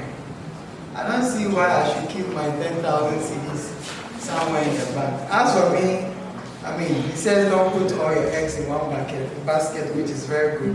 Don't listen to me. People like me, they are mad and they are very delusional. Our eggs are in the basement basket. If they brood and they crack, we'll put them back. We won't let them come out cry. But it's good to diversify, alright? And these guys are doing it, they are seen as a store of value. El Salvador recognizes Bitcoin as, legal tender. So if you go to El Salvador, for those of you who are thinking of relocating and running away from Ghana like myself, join me. Let's go from this side. El Salvador, very simple. When we walk, we can pay $10, Bitcoin, buy coffee, buy two, because we are two. When you buy some for, I don't use my money. So we buy it and then we are good. You can pay for land, you can buy a car, go to Dubai. I mean, a lot of people go to Dubai nowadays. They are actual Bitcoin shops, banks. You can walk into, make payments, contactless payment with your phone and pay in Bitcoin, not in dirhams or whatever currency it is. So these are some practical uses of Bitcoin. That takes you away from the regular, let's trade, you can only trade, takes you away from the CC loading and all those things that the boys are right now Bitcoin. It's far from fraud. The industry has grown for over a decade. Bitcoin came in 2010. We are in 2025. You have to understand, say, we are far behind. The forward never, backwards never, we've not gotten there. We've not started working. You need to start working. Some top guys like the NFL players, Beckham Jr., as far back as 2021, which is just about 4 years ago, he took a chunk of his salary in Bitcoin. When he did it, a lot of people were laughing at him. Today, when he was taking it, Bitcoin was less than $30,000. We have seen 100K. He took $750,000 in Bitcoin. You can calculate it yourself. When you find the figures, call me and let's buy fufu and then laugh about sorrows. We didn't have $750,000. So these guys are doing it. For those who love the Golden State Warriors like myself, Klay Thompson and Iguodala did it in 2022. They took a portion of their salary in Bitcoin. Alright? And these guys are enjoying life. Now, as of last week, the US government is creating a crypto portfolio, a Bitcoin reserve. They are looking at Bitcoin and I think about 4 other cryptocurrencies to keep. I don't know about you, but it takes me back to my initial reasoning for jumping into Bitcoin full-time investment. What these guys use to predict the market, you and I don't have it. Don't worry yourself to be chasing this new flavor, this new coin, this new token, whatever. No, we're here when we were launching the Trump token and then it crashed. The Dollar token and it crashed. People have not seen anything yet. Go as far back as 2017 when the raffles were wild. You buy coin today, $100, tomorrow it is negative. You jump on the platform and tomorrow it's crashed. You talk to the CEO, you come and talk to you, everything on point, later you realize it's AI. It's how you see all these things, but now you have platforms like Bitfiasi. We are making sure you have all the necessary tools for you to run. The field is broad. Those who were here during our last meeting, I said it. The field is broad. You can go into development. You can go into, accepting Bitcoin as a payment. I struggle to get a name for you, but I'm sure I'll get it. There's a company here in Ghana that deals in smart charging stations for the EV vehicle, the electric vehicles. Now these guys accept cash, they accept normal payment, and they accept crypto payment as well. What does it mean? Let me give you the backstory. The good news is you can make payments conveniently, whatever, all that. It's nice. The other good news for the company, they don't really have to declare their revenue that they took from Bitcoin to the state, so they get to dodge taxes for now. Because very soon, I'm sure the industry will get to the point where the government will be serious about regulations when it comes to the crypto space. So in a nutshell, I mean, you're in the right place for the best knowledge you can get. Take whatever you can take from here. I mean, I'm sure every speaker is available one way or the other for you to discuss whatever you want to discuss with them. But please, take your crypto journey seriously. You are not late at all. We are now starting. The target for Bitcoin from all the top companies, from Katie Wood, from Michael Saylor, from Dapper, and all these guys, is $1 million per Bitcoin. So if you look at 100K or the 82,000 we have now to $1 million, it's a long journey. It's as far as Ghana is from where it is now to where we want it to be, regardless of the political affiliation. Yeah, having an area it's vast. So the earlier you get into it, whether you want to keep it as a hedge against inflation, I mean, we see a lot of products coming up and on at 22%, 50%. Mine inflation is around 50% plus. So when you're doing talk to experts, they'll tell you, give you some of information how to diversify. But please, don't leave your money sitting down. It won't help. If you leave it, by the end of the year, some -5 or -10 of the value will get it. The country will get better. So find a way to make more money from your money. Thank you very much. And then we'll get into the quizzes, and I'm sure we'll meet again. Don't forget, 10 class is not the end of the line. Thank you. I tried to get first class, right? Wow. Okay, so he's saying that you are not late at all. You are in the right place. Bitfiasi is the right place to help you with your investment in cryptocurrency, Bitcoin for that matter. Now let's quickly move into our Q&A for the day. So we're just going to have some quick question and answers. And the good thing about it is that we also have some gifts that comes with it. We are going to give you some gifts when you are able to answer something correctly. So while I'm waiting for the rep that's going to take us through the question and answers, and she's here, let me tell you something small about the lady that's coming to take you through the question and answers, right? Or no, when should I say? Or you're shy? You beg me. Okay, I'll think about it. We'll talk about it later. So ladies and gentlemen, let's quickly get into our Q&A section, and we have some gifts to be won. Hello. Hey. I'm not feeling the energy. Hello. Hi. In the house. If you're happy to be here, say hallelujah. Amen. I'm a teacher. My name is Angeli, and I teach in a senior high school, O'Reilly Senior High. When we say O'Reilly School, we say O'Reilly School. And in good things.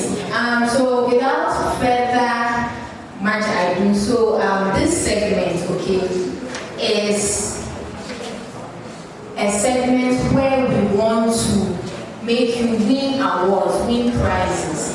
It's like sweets after meals. We want to give you some goodies. So it's going to be an online quiz session. We are sharing some QR codes. You have to use your phones and then scan these QR codes. Okay, then we'll start with the online quiz. You will be timed. So the faster you're able to answer the questions, the higher the probability for you to win our sweets after meals. Please, are we together? Yeah. Okay. Shall we scan it? We'll wait for everyone to come on board before we we start the quiz. You are ready? Okay. So, are we all on board? Yes, sir. If you are in, please give me a wave. Infrared batteries. You have 20 seconds to answer. I see the questions.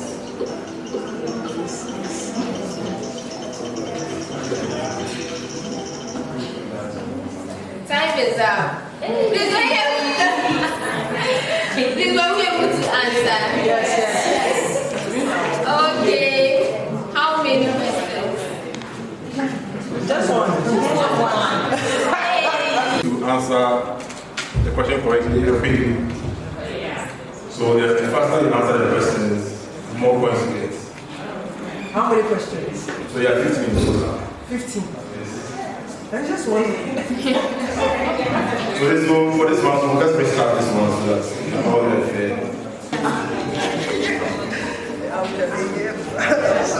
Just waiting for this to finish. The annex of giving our highest forest their goodies. Okay, so to think we need 20 seconds. Thank you very much. Then please, Princess Sarah, come for your sweets. Thank you very much. Is it easy? Is it not thinking? Please, let's give it up. Thank you. And we have Ernestina, course rep, class prefect. It is possible. Please, let's give it up for her one more time. We are all winners. Thank you very much for participating. And I hope you have learned something. Please, have you learned something from the quiz?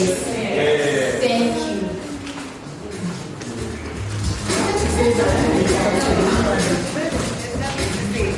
Thank you so much, Honorable Education Committee, for taking us through our Q&A session. Ernestina, please, whatever you have mercy on the sister. Let her. You want No Bitcoin anymore. No what? No Bitcoin. Oh, Bitcoin is there. Where? No, but we don't say it It here. should come with the price. It does come with a price, yeah. Especially for the first person. So if you are done, you see Gideon for that, you arrange to put a token in your account.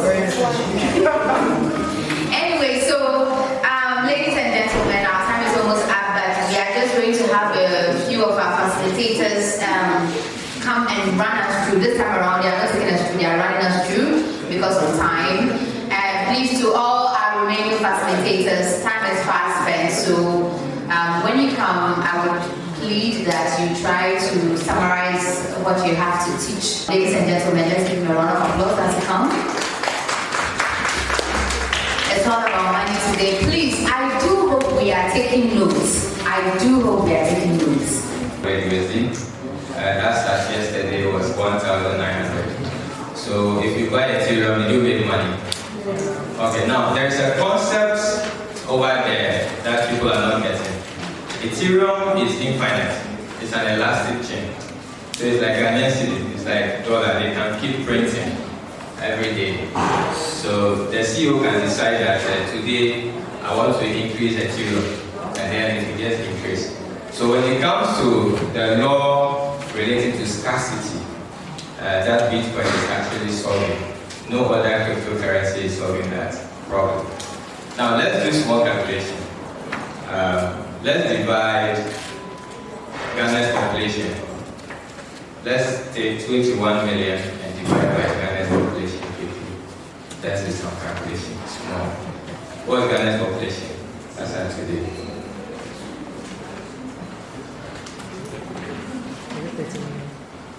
Please, how much? 35 million. So 21 million divided by 35 million.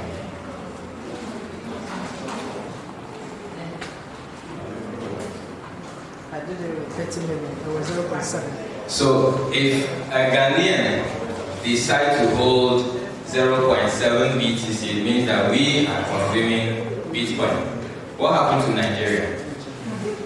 Kenya is 15 million. Now let's take the world into consideration. Now when you do this basic calculation, you should know where BTC is going. Now, why is BTC important? It's important because of the time it was launched. If you have a good product and you don't know when to launch, you will actually go out of the industry. BTC was on 2008 when there was a financial crash. Do we attest to that?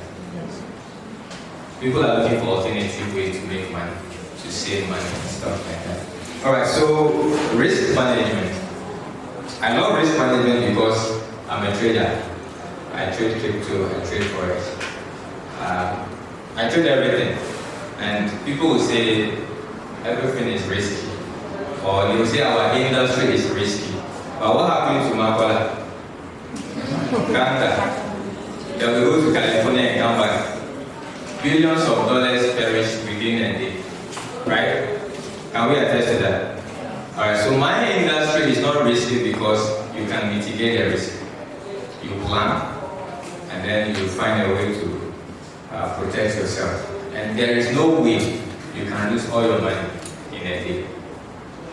That is the truth, alright? So I'll just go through quickly. For time's sake, if you can take a picture of the slide, it will help, so that I will give a summary. Now, 90% of traders lose 90% of their money within 90 days. You can take the 90 days as 9 days, 9 hours. In fact, people lose it 9 seconds. They deposit and they don't know what happened and their money is gone. So why that happens? And then poor risk management, but it's not poor risk management. They don't understand what is risky on the first place. But then on the other side, risk comes by experience. Can you practice something without experience? So what are you doing hearsay? Right? We are doing hearsay and we don't want to try at all. So for you to stay in the game, you need to build that 80% mindset. You need to build how to stay in the business for a very long time. Now, the first rule is capital preservation. Do you understand money? Do you know how money works? The money you are putting into the industry, how long do you want that money to stay in the industry? What do you want it to give you at the long run? Now, if you are coming to trade, you should be able to risk nothing less than 1 to 2% of your accounts. You need to avoid overtrading. There are people who want to make all the money in a day. This is the truth. The rule of making wealth remains the same, regardless the situation. You are only using crypto, forex, stock, bonds, futures, whatever, just to make that. So every principle that government making money must apply here as well. You must always do your own research. Don't just go into project without understanding what goes into the project and how those project goes about. We have what we call stop loss and take profit. For example, let's say you are buying Bitcoin at $92,000. Whether you are buying one full Bitcoin, you are buying a portion, a fraction, there is no problem. But how much do you want to make? You need to know. So for example, I have a plan from this year to the next year. There is some money I want to make. Alright? So that money I want to make, I need to know the approach and every other way I will handle that money. Now, if you don't know that, you are going to be part of that. My friend that bought BTC at 19,000, and then he doesn't know if he will take profits or he will still be holding. Alright? Now, there is a difference between the quantity of BTC or a quantity of cryptocurrency and then the price of cryptocurrency. Please, if you want to be successful in this industry, forget about the price. Forget about what? Price. You need to adopt the concept of real estate that states that the next village is the next city. Without that, you will not make it in BTC. on crypto. Now, when you forget the price, forget about the price. For instance, I want to hold a certain quantity of Bitcoin. So, regardless how much the price of BTC is, I don't care. What I care about is the quantity I want to have. Alright? Now, when you deal with the quantity, then you will ask yourself if you want to go with price or you want to go with quantity. And then the target that you want to get as well. Now, for you to understand any industry, you need to know when to exit before you enter. Many people enter without knowing how to come out. Money is, if you want to rob a bank, you need to develop all your plan. In case the main plan fails, how will you go out of the bank when you even have the fund you are looking for?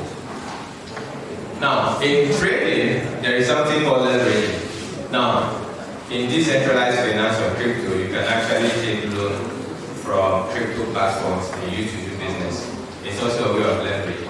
There are other activities you can do to help you leverage on the platform to make a lot of money.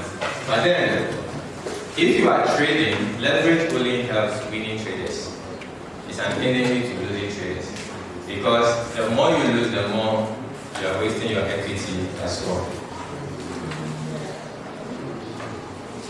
Trading psychology.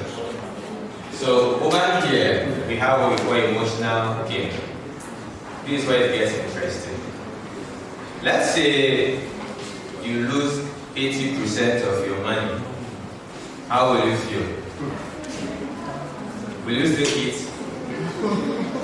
Someone told me the last time that losing in trading is worse than broken heart.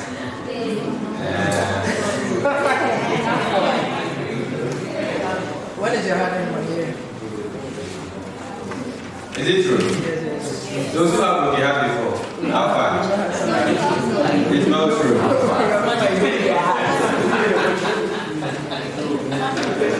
Okay. You know, trading can actually make you emotionless. I've been trading for almost 6-7 years now. And the truth of the matter is, what do we say money is? We say money is your blood. Money is what? If you ever feel something in your belly before, during the most annoying part, like last week, when gold was going to $3,000 per ounce, it cleared a lot of people from the market. So you see your money going, and your heart is not working Alright? Well, it's also a place where when you are sick and your blood is not flowing well, you can come here. Within 1 minute, your blood will flow in the right direction. Right? Now, this is it. This is it. The first thing is fear and greed.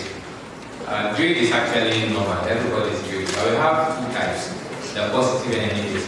Right? Now, some people are born down this. I have a student. He comes to me. He can be trading throughout the night. He won't sleep. He will win $500 today. The next day he lost it. The next day he deposited it. And he's okay. I mean, that is not me. I can't lose $500 and then the next day I win $500. I don't want to waste my time. I'm here to make money. Alright? Now, greed and fear is the biggest enemy of our industry. Why is it the biggest enemy? A lot of people make decisions at the euphoria stage. Everybody wants to buy when it is buying. Okay, we have to change the logic from buying when it's about to buy. For me, I'm a technical analyst, so everything is technical. And people will say Bitcoin will come to zero. Please, this is it. As far as I lived in mathematics for quite a very long time, the worst day in my life, 2016, when I have the last 2 CDs in my pocket, real story, right? I have to do permutation and combination because I remember elective maths. You understand? So I used 2 CDs to make 400 Ghana cedis. So maths never failed me before, right? So where BTC is right now, it must not go below a certain price, and it will not go below a certain price. That is the truth. What's that price? That price. The first price is 69,000. Yes. The first price is 69,000. If you want to be manipulated a little, then it should come around 50,000, right? But mathematical wise, no. So whatever you want to understand, we can try to read a little bit about the Fibonacci concept that deals with sequence and series principles. Then it will allow you to understand. Well, you can even use the same concept to actually calculate your lifespan. By the way, to know exactly when you will die. Mathematics doesn't feel right. Do you believe in math? Do you believe in math? Yes, now. And everything about Bitcoin is built mathematically, alright? So the next point is FOMO, fear of missing out. Kojo is in, so I'm late. Then you enter. For instance, I've never stepped my leg in a swimming pool before, right? So if I should do, I have to go at 1 feet, because at least 1 feet there, my head is up. There is no way you should jump into 6 feet now. When you and I know that you are not tall, you are shorter than myself, yeah, and you are going that deep, right? So whenever you want to survive with this industry, don't chase the market. It will always come down. Imagine those who buy BTC at 100,000. What's happening to them right now? Someone in the hospital. Real life story. Yes. You know, I talk to a lot of people every day. And you realize that people want to see buying and they buy. So as gold gets to 3,000, people are now buying. But the truth of the matter is that it will come back to 2,800 and they will lose their money, right? So if you want to be successful, FOMO and revenge trading, you need to understand timing, all right? You check what is happening in the market. There is no way US wants to start buying BTC and then they will buy it at 100,000. No, they have to push it down and get it at a better price so that the 100,000 become their first profit. Now that's the logical aspect of it, but then, like I said, I love the mathematics aspect. Now you need to avoid the impulsive decision. Some of you, when people come to your house, when they talk money, your brain just shifts at one side. Wherever the money is, you go and bring it, right? So you learn to stop. Anytime someone brings money, information to you, or something to you, stop and ask yourself, is this in my plan today? That's it. For me, once it's made my plan, forget it. I don't care how luxurious, how important it is. It will help you stay away from fear of missing out and revenge trading. You need to learn to calm down. Alright, follow a plan. Now, before you follow a plan, you need to set a plan. You need to know your financial principles. From now to the next 3 years, how much do you want to achieve financially as a person? You need to know. Now, when you know how much are you spending today, so if you are spending your average daily spending is less than 100 cedis, there is no way you should risk more than 100 cedis in a day. You need to know your number, right? Now, how do you know your number? You learn by calculating your daily expenditure, your security, your health emergency fund, everything divided by 30 days, right? That's the unit number you are getting, you divide it by credit. That becomes your number. When you lose that money a day, you will not fit it. Very simple like that, right? Now, when you win in the market, don't let it enter your brain. You'll be excited. There are people that you give them surprise, they end up dying.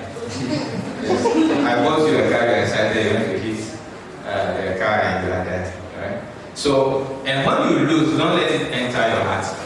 Not the heart that pumps blood. The real heart that gets disappointed when things doesn't go well. Now, we have hope. In trading, hope is for hopeless, right? We don't hope in trading. Bitcoin, you buy Bitcoin at 69 and then you are hoping that it will come up. When at that time Bitcoin is not ready to go up, your hope, your prayers cannot be answered that day. You need to keep learning, okay? You need to keep learning. The next point is patience and discipline. I know Ghanaians are not disciplined, I'm sorry, but that's the truth. Our governments are always choked and we blame government. And once a country is not serious, leadership is already not serious. True or true? I'm sorry, please, but that's the truth. Anytime I come out, I see people in front of people's gutters, and then there is sand heap inside. When rain is falling, how will the erosion pass? It will gather in front of your house, and then you are expecting the president to come and scoop it for you, so that the water can pass. Now, discipline is already something we don't like to hear. You wake up in the morning, you have to brush your teeth. Somebody has to tell you that, please brush your teeth. Now, if you will not be disciplined, then this industry is not good for you. Please go and do your 9 to 5 and get tired, get home late, and your children will frown their faces at you. Now, trading and this industry is not marathon. It's not a sprint, sorry, it's a marathon. It takes step by step. Don't feel like, oh, people have made it already and I'm not hearing about it. No, it doesn't work like that. It will work for you depending on how and the approach you use to enter. BTC, we can break 100,000 next week or next 3 weeks, so I don't have problem. But it will come back to 100,000 again before going to wherever it's going. Understand that principle and then be free. You need to pen down every activity you will do in trading. When you are buying the Bitcoin, why you are buying, what US is saying, you need to understand all those things. You need to stick to your plan. Now, there is a lot of diversion in this industry. You want to see somebody doing something and you quickly want to do the same thing the person is doing. If you ever copied in the examination hall before, please, when you copy, there is a problem for your progress. Alright? Because our plans to life is not the same. You need to learn to wait. You need to learn to what? You need to learn to wait. If you cannot wait, I'm very sorry, you can wait and then when you retire, we still have to borrow money to take you to hospital. It's a common thing in Ghana, right? We are patiently waiting, working, expecting to go on pension without anything, and we are happy, but we don't want to build any other side business, side hustle, right? Now, if you understand the concept of waiting, it means that you can buy BTC at 72,000, a fraction, and then wait for it to get to 1 million. Why? Because you are actually using free money to purchase that BTC. You need to build a winning mindset. I'm actually rushing because of time. Please think long term. We have a problem in Ghana thinking long term, and we forget things so fast. Regardless how the leader treats us, once it's 8 years, we must change government. We don't care. Or you know what the biggest political party must always be the one leading. Now, in this sense of planning, ask yourself, you want to make $1 million. Have you thought of dividing your salary by $1 million to know how many years it will take you? Yeah, let's be real. An average Ghanaian salary takes for 60,000 a year. True or true? Please throw or true. Maybe I want to help someone make times 2 of that in a year. That's why I'm asking. It's plenty. Oh, really? Annually. An average Ghanaian. It's plenty, yeah? It's plenty. Hey, that Ghanaians are suffering now. So that means the masses, the poor masses are not making up to 60,000 annually. So how are we surviving? It means that all Ghanaians need to have a degree in management. Yeah? Okay, so this is it. So let's divide our time by 24.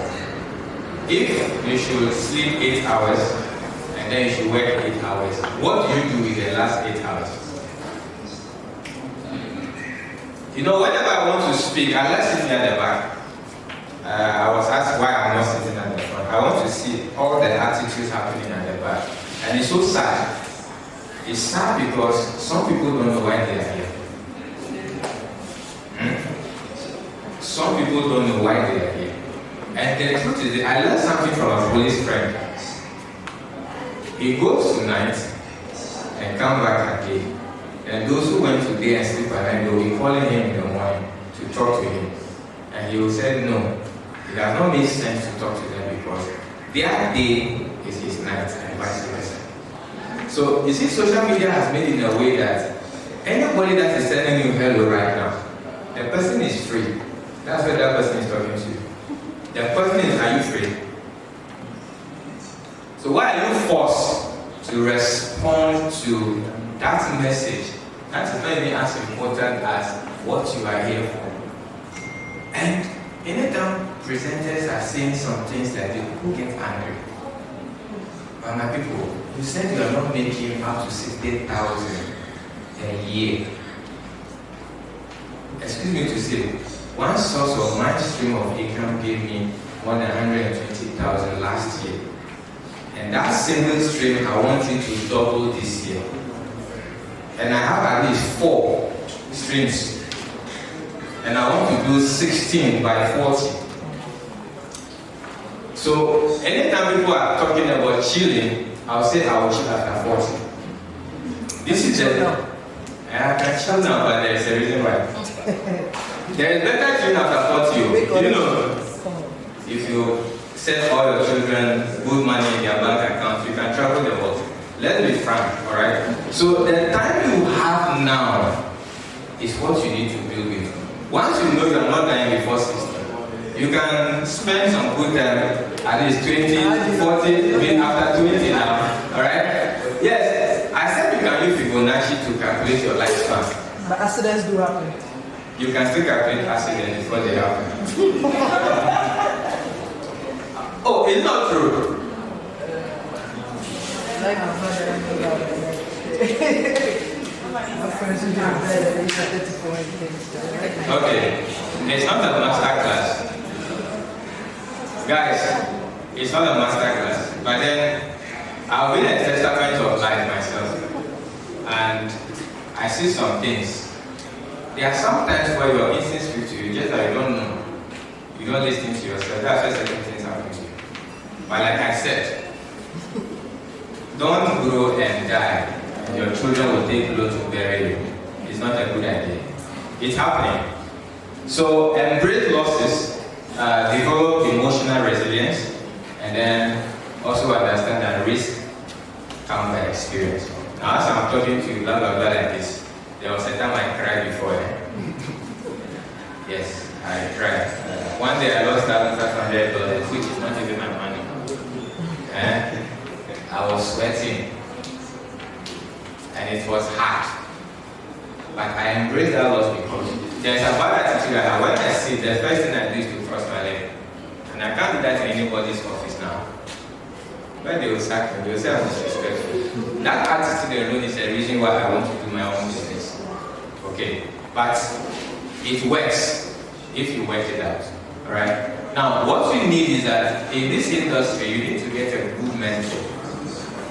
Before you get a mentor, assess the person and see if their lifestyle matches your lifestyle, and then you can grow so fast. So let's say key takeaway: risk no more than 1 to 2% per trade. Now, most of you will be doing investment, which is you buy the BTC and you hold. All right, that one doesn't have that rule does not apply. But those of you that want to try a little bit of futures trading, a little bit of forex trading, you must know how to risk on that. Use stop loss. Avoid emotional trading. You know, emotion actually causes a lot of problems. So try and put it aside. Develop a strong mindset for long-term growth. Compounding approach can get you to your destination faster. For example, let's say you want to turn 5,000 cedis to 1 million in 3 years. Cedis, it can be cedis or dollars. If you compound 1% every day with a strategy that is working, you will get to that stage so fast. Fear drive decisions that might avoid risk and generate little return. Learn to buy when it is about to buy and sell when it is about to sell. Do not just jump into a trade without a reason. Why are you making that decision? It's not only in trade, anything you want to do in life, you ask yourself, why am I doing this? Does it worth it? Does it worth my time? What is validating that reason? And the last but not the least is trading is a business, and then you need to trade like a CEO. same as your own life, must be managed as well. Right, so if you have any question, I don't think there will be question after, but we can connect on social media when you can share. Thank you so much. Thank you so much, Mr. Brain. A round of applause for him. Okay, so I have 2 more facilitators for us to be done for the day. And what I picked from everything that he has said is think long term, be patient, wait, and have a winning mindset. Whatever you're doing, know that at the end of the day, you will win. And so let's just invite our next facilitator and our next, and then we will be done. Then we can quickly go into questions for any of the facilitators. So please, Mr. Mewu, if you're ready, can we have you now? Okay, so please let's welcome him once again with another round of applause. Okay.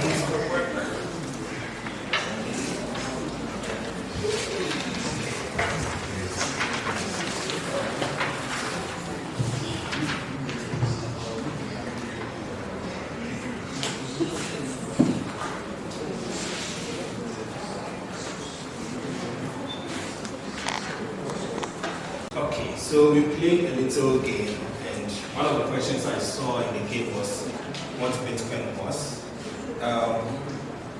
Can anybody enlighten me what they think Bitcoin is? I know most of the people here have taken a class and they actually graduated today. So I would like one of the graduates to tell us what Bitcoin is. It's a centralized digital currency. That's actually true. It's actually a centralized digital currency. So, there are not a lot of slides, so I think we actually run through it. So, Bitcoin was created in 2009, right, as a pure digital currency to basically help move money peer-to-peer, right? So, basically, when I say peer-to-peer, can you hear me? Oh. So when I say peer-to-peer, it's almost like me and you, right? So let me just give an analogy. If you go to buy washing and you pay, does anybody know whether you have bought washing or not? Apart from you and the washing seller. So there's a transaction that I've gone through, but then nobody knows about that transaction, right? And that's peer-to-peer, you and the investor. Now, with our current system that we have, that's the banks, every transaction that goes through is being monitored by a third party, either the bank, the government, or maybe MTN, or whatever platform they are using, right? But Bitcoin was created to kind of eliminate it and then be able to transact, between one another without having to have any third party, overseeing it. Bitcoin sadly is not the first cryptocurrency that was ever created, right? There's been attempts to actually solve this thing where we want to be able to move money through the network or the internet, right? But then there was a big problem with moving money through the internet called double spending. So what is double spending? Double spending is basically, think of it like copy and paste. So you have a computer, most people have computers and phones, right? So when you copy and paste a message from WhatsApp, you can paste it in different places, right? And you won't know where the original message was actually copied from, right? So that's basically double spending. So basically, this problem that we have with copying and paste was also with Bitcoin, where people are able to spend the same tokens multiple times on different platforms before the first person that was actually paid gets to know that, this money has actually been spent on this place and this place. Thereby, the person loses money. But then, one genius person that created the Bitcoin, up to date, we don't know whether the person is, a single person, a team, or even the government. Basically, what the person left us with was that it's called Satoshi Nakamoto. So yeah. So I'll go to my next slide.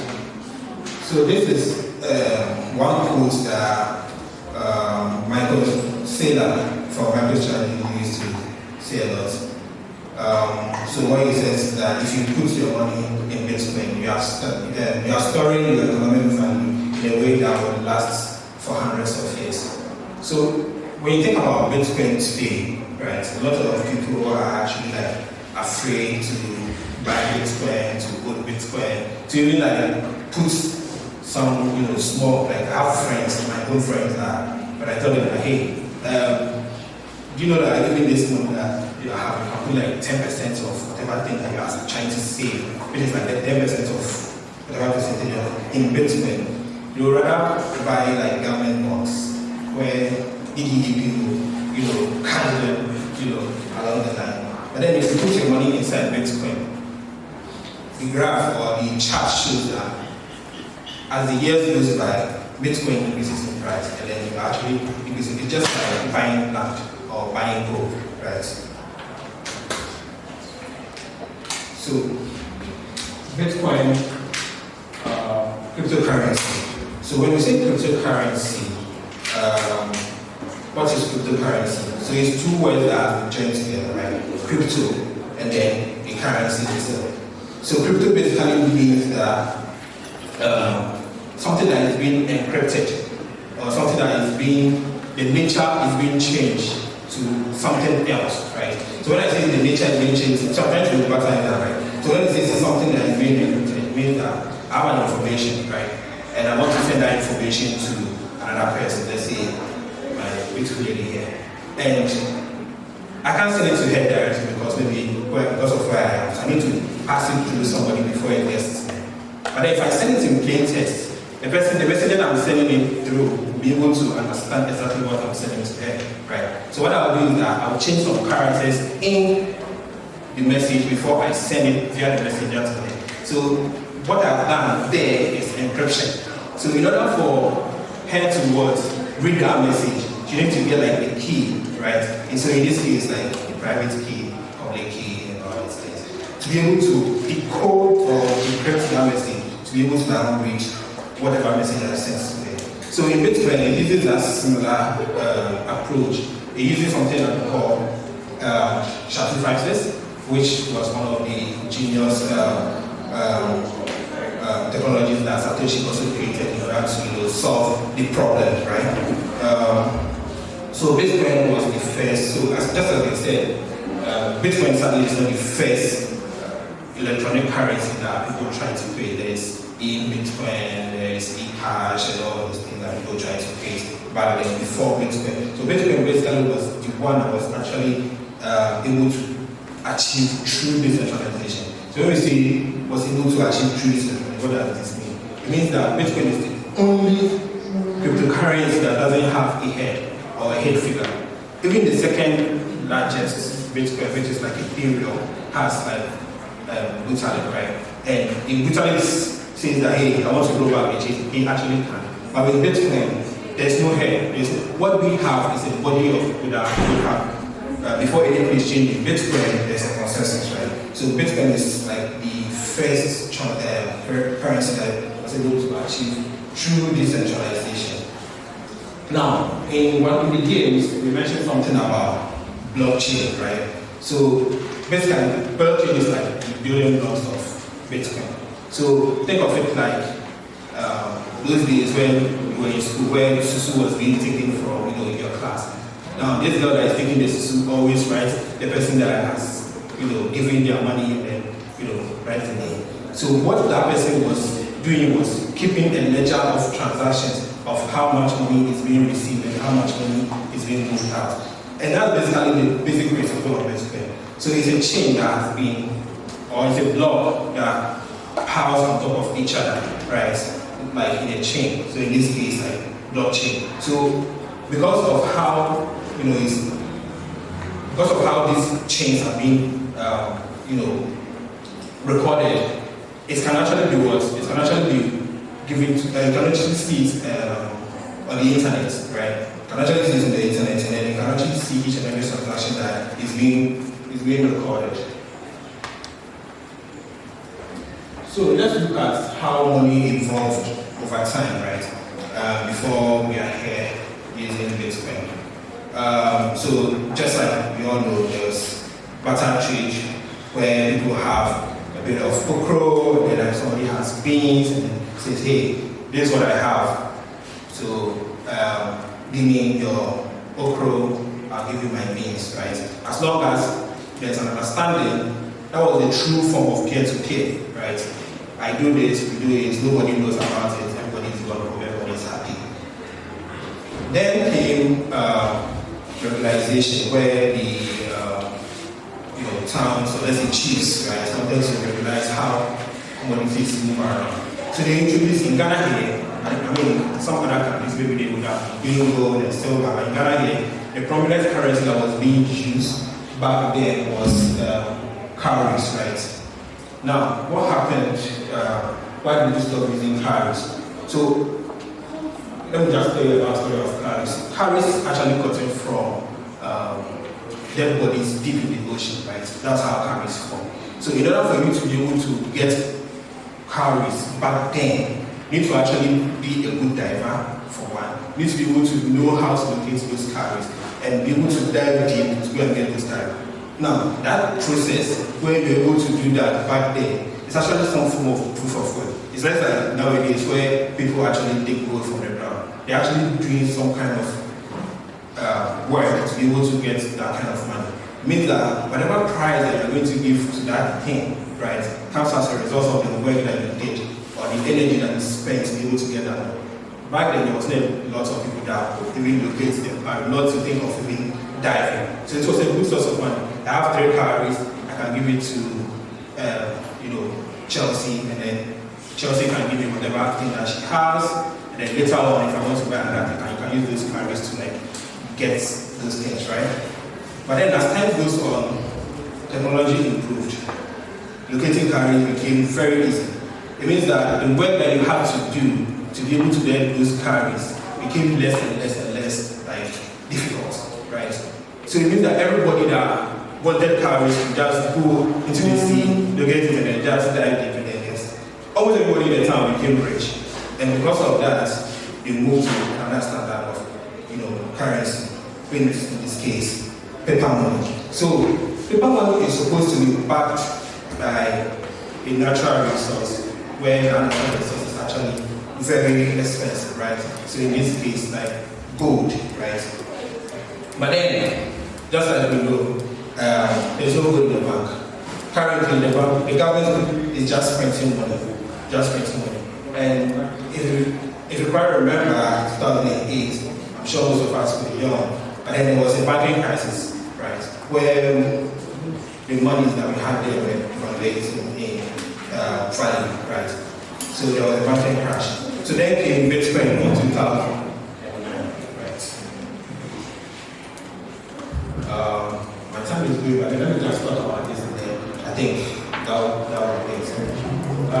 So Bitcoin transaction, how are Bitcoin transactions made, right? So let's say Rob, right, wants to send money to, let's say, Nora down here, right?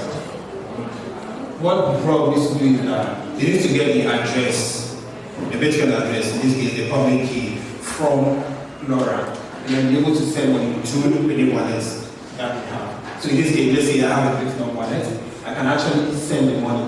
So now, what happens here now? The app masses are successful. It says that, okay, I've gotten your prompt to be able to send money to this person, right? When they send the money is now broadcasted on the blockchain, right? When it's broadcasted on the blockchain, there are miners. So Bitcoin usually takes up to 10 minutes for it to move the money and then verify everything, right?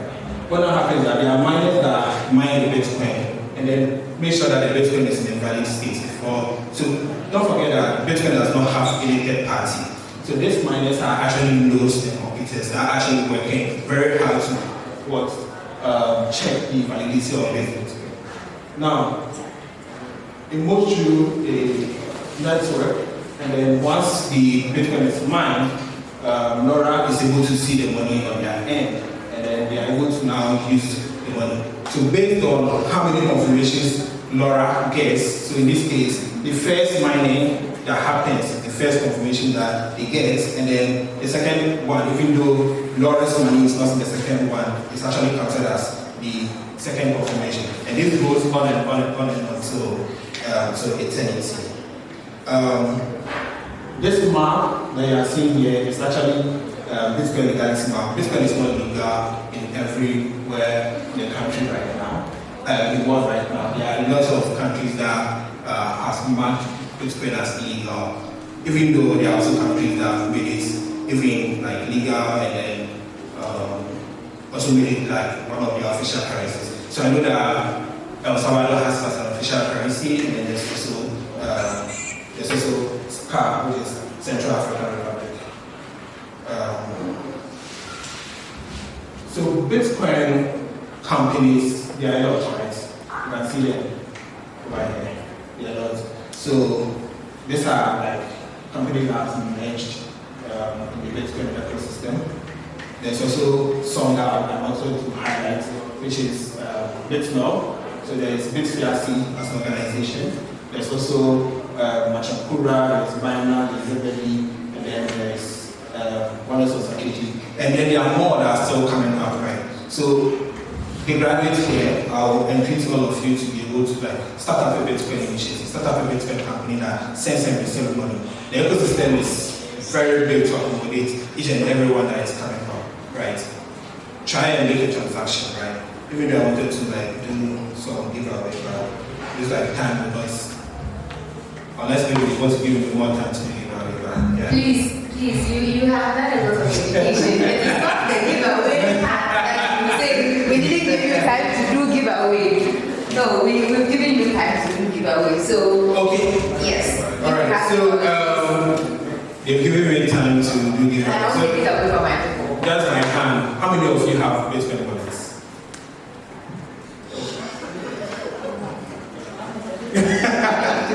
Okay, so by hand, how many of you have Bitcoin wallets? Oh wow. So what I will do is see me one-on-one, and then I will do the giveaway so that I don't take much of the time. See me one-on-one, and I'll do it for you. All right, thank you so much. All right, thank you so much.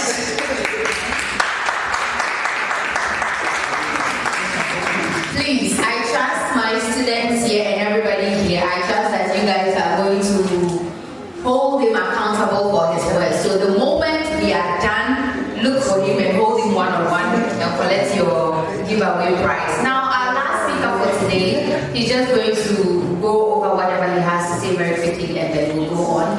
That is Moses Nkrumah. A round of applause for him as he comes.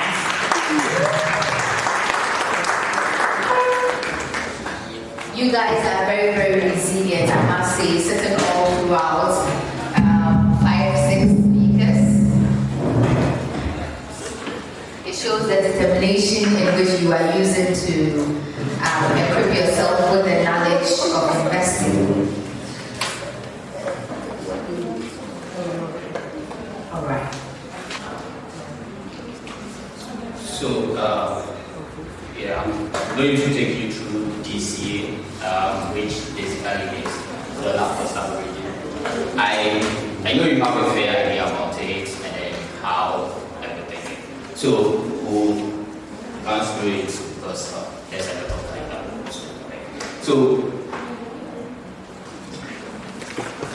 what's DCA? DCA basically means investing in an asset for a period of time. So what you do is you make up your mind that okay, I'm going to invest this amount of money in this particular asset over a period of time. It can be daily, weekly, we'll get to know the period that you can invest in. So basically that's it. It helps you to avoid the risk of emotions. The risk manager guy was talking about how you can avoid emotions when trading.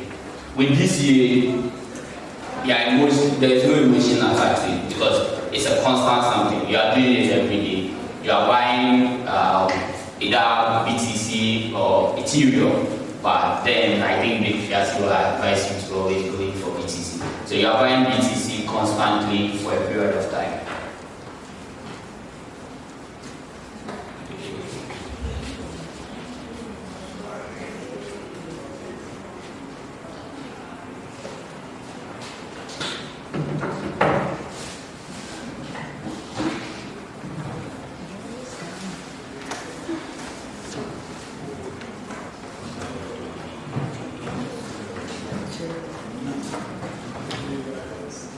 So yeah, it helps reduce the impact of volatility on your investment.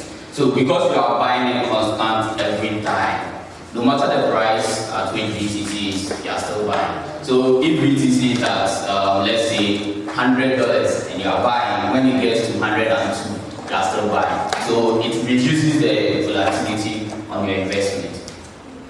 It also helps you build discipline. So because you are buying it constantly every time, it builds you up, it gives you that confidence, and then the discipline that okay, once the date that you set is out, you just go there and then make the payment. There are apps that automate this process. We'll look at it as we go. So what are the benefits of DCA? So the most important one is regular investment. So no matter the price you are investing, it removes the risk of pressure on you. So you don't care whether the price is low, the price is high, you are still making some purchase there. It removes the emotions attached to you purchasing. So with the risk management aspect was talking, he made reference to emotions, you being controlled emotionally when you are looking at, oh, this thing is going down and my money is being lost, right? But with DCA, you don't care about all those emotional aspects of you making the purchase. The system is already set to make the purchase for you, or you have already made up your mind, okay, this thing I'm going to buy it today, I'm going to buy it tomorrow, or the next day. So that's a Another benefit of DCA is very good for beginners. So you don't care about trading. You don't have the time to be tracking whether the price of BTC is at a high level, a low level, it's of a high risk, of a low risk. No. All you do is you buy and then forget about the price. So how does it work? What you do is you buy BTC when it's low and then when it's high. So the Bitfiasi app gives you the opportunity to set up your DCA where you can set the duration that you want to be purchasing.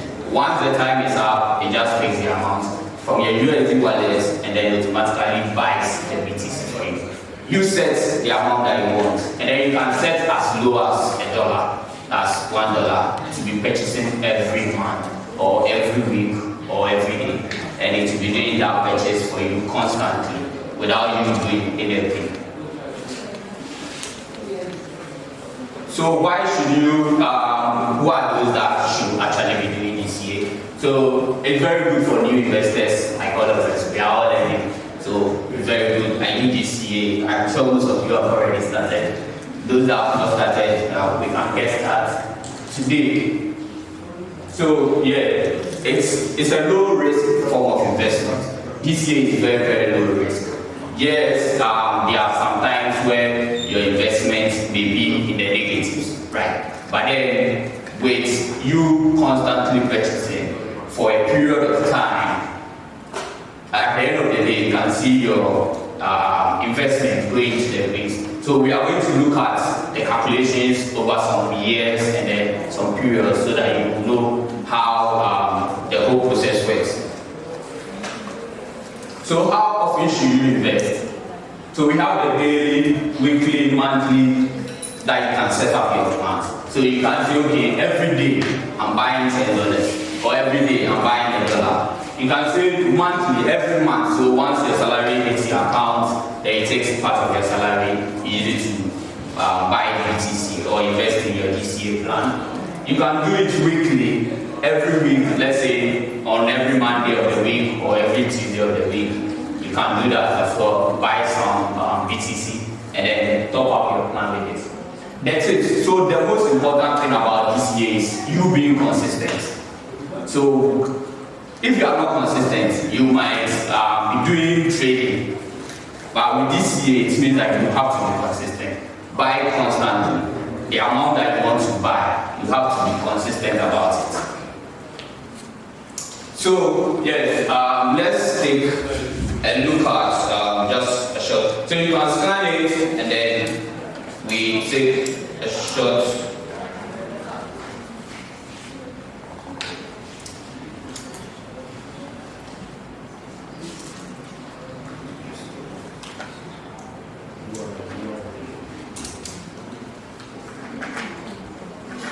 So yeah, this is a DCA calculator, right? That you can use. Oh. So yeah, so you can go to the URL. Let me just open it up for you. So you can scan and then we do it together.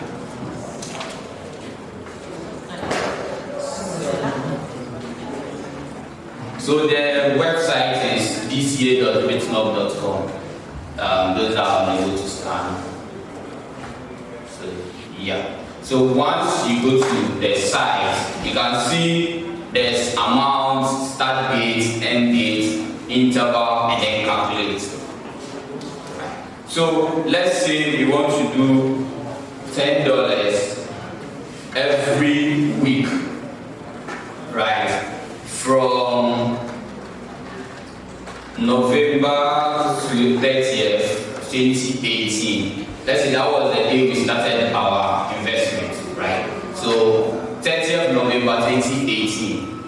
And then we are now in, today's date is 15th. So let's pick 14th because the day has not ended yet. So let's pick 14th March 2015 and then click on calculate. So when the calculation is done, you see that your total invested amount is $3,290. And then the total value that you have gotten from the amount that you invested, which is the $3,000, will be $18,680. So within the years from 2018 to 2025, within that period, you would have accrued 465.90% interest on the amount of money that you invested. And I don't think there's any bank or any financial institution that can give you this amount of interest on your savings for this particular number of years. But then with this year, if you are consistent and you are doing it, you can be able to gather this amount of money. So you can use it for your investment. You can just come here and then look at the number of years that you want to invest and then look at how you are going to get or the percentage of interest you are going to get on your money for that period of time.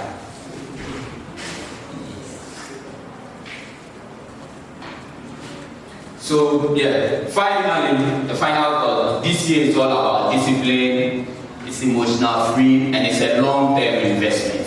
Long-term investment, that's the key thing. It's long-term investment and you have to be consistent. Thank you. Thank you so much.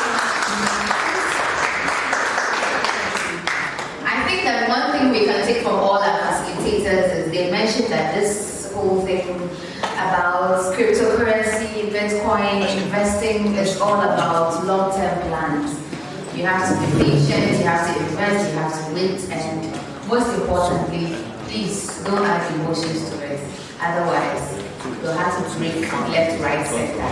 Thank you all so much for sitting through this period. Now, I'm going to invite Senna Pompier and some of the Bitfiasi representatives to come forward and let us do our presentation quickly to our graduating students.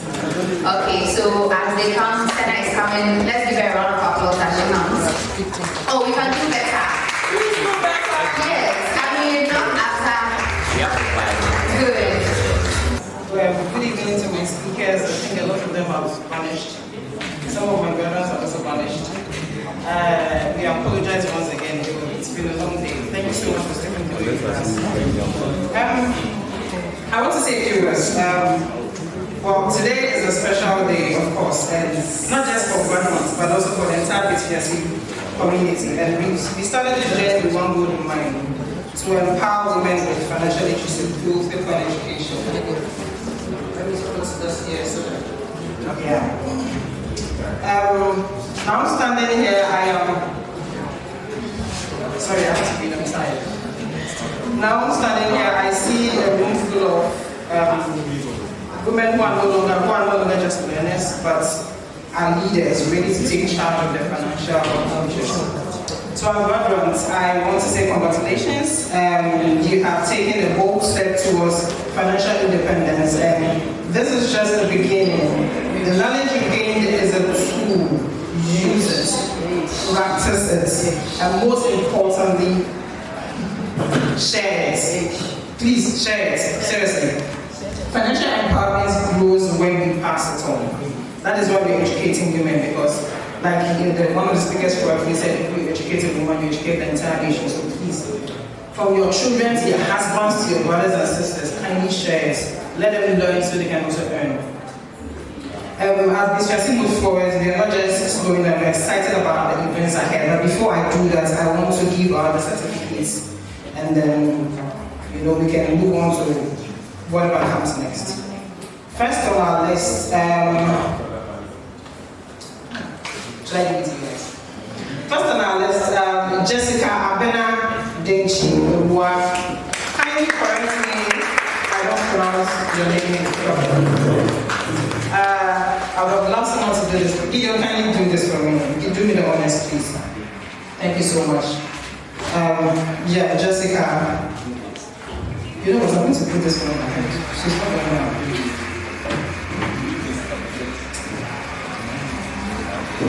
Thank you so much. Congratulations, Jessie. Thank you so much. Euphemia. Is it Euphemia or Naughty? Who is Euphemia? Nah. Hey, you didn't add nah to it. Euphemia, nah, Naughty. Beautiful name. Thank you so much. See, she's not just learning, but she's also volunteering. So please, our volunteer rate is open. Please volunteer when you have the time. Thank you so much. We have Aida Yawo Aguado. Is she around? Aida, oh, beautiful. I saw you downstairs. Yeah, very beautiful. Congratulations, Aida. Thank you so much.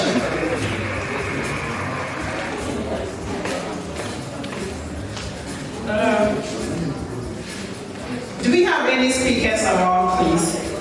Any other speaker around? Yes, we have Mark Mark, kindly come up here. Please come up here. You're not done. You're not done. Is it Karen or Martin? Is she around? Yes. Kindly pronounce your name properly when you get here, so I know how to pronounce it. Please have a seat. Thank you so much, Karen.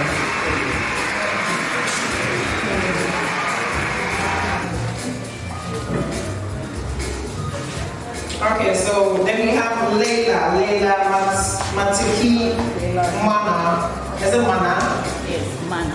Mana, nice. Thank you. Congratulations. Congratulations to you all. This is beautiful. Okay, thank you so much, dear.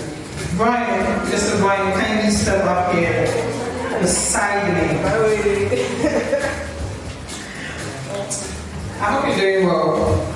Okay, so Mr. Brian is going to do the honors for us. Victoria Api Watcher. Sorry? So, okay, so that's interesting. Victoria Api Watcher. Thank you so much for that. Here we go. Congratulations. And we have Tabitha Boy. Oh, okay. And I've been cut up in the time.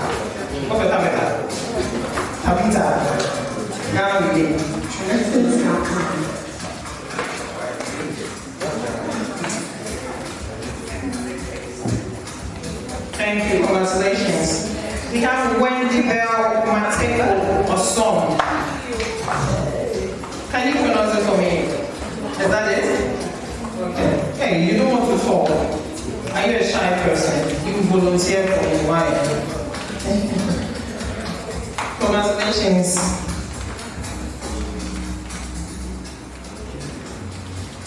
And then we have Ethel Sewa Ajuman. Ethel, can you come up here? Is she here? Is Ethel here with us? Okay, so on behalf of Ethel, we received the certificate. Last but not the least, I wish I didn't have to give this prayer. What can I say? What can I do? Ernestina Ayavia Jugar.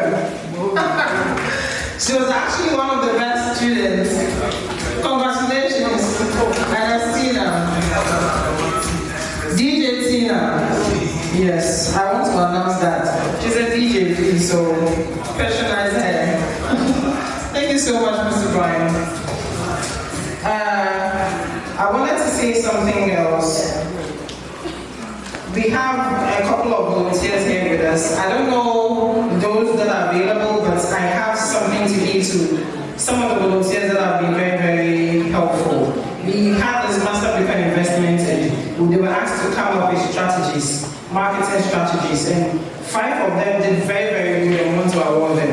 If you're here as a volunteer and you kindly come up here. Daniela Delali. Is Daniela here? Okay. Claudia Akosia.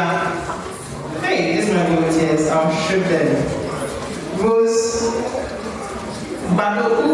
Is Rose Balogu here? She said I should be singing for her. I'm going to take all the good song. Beatrice Osai. Yes, Beatrice is okay. Beatrice Osai is not here.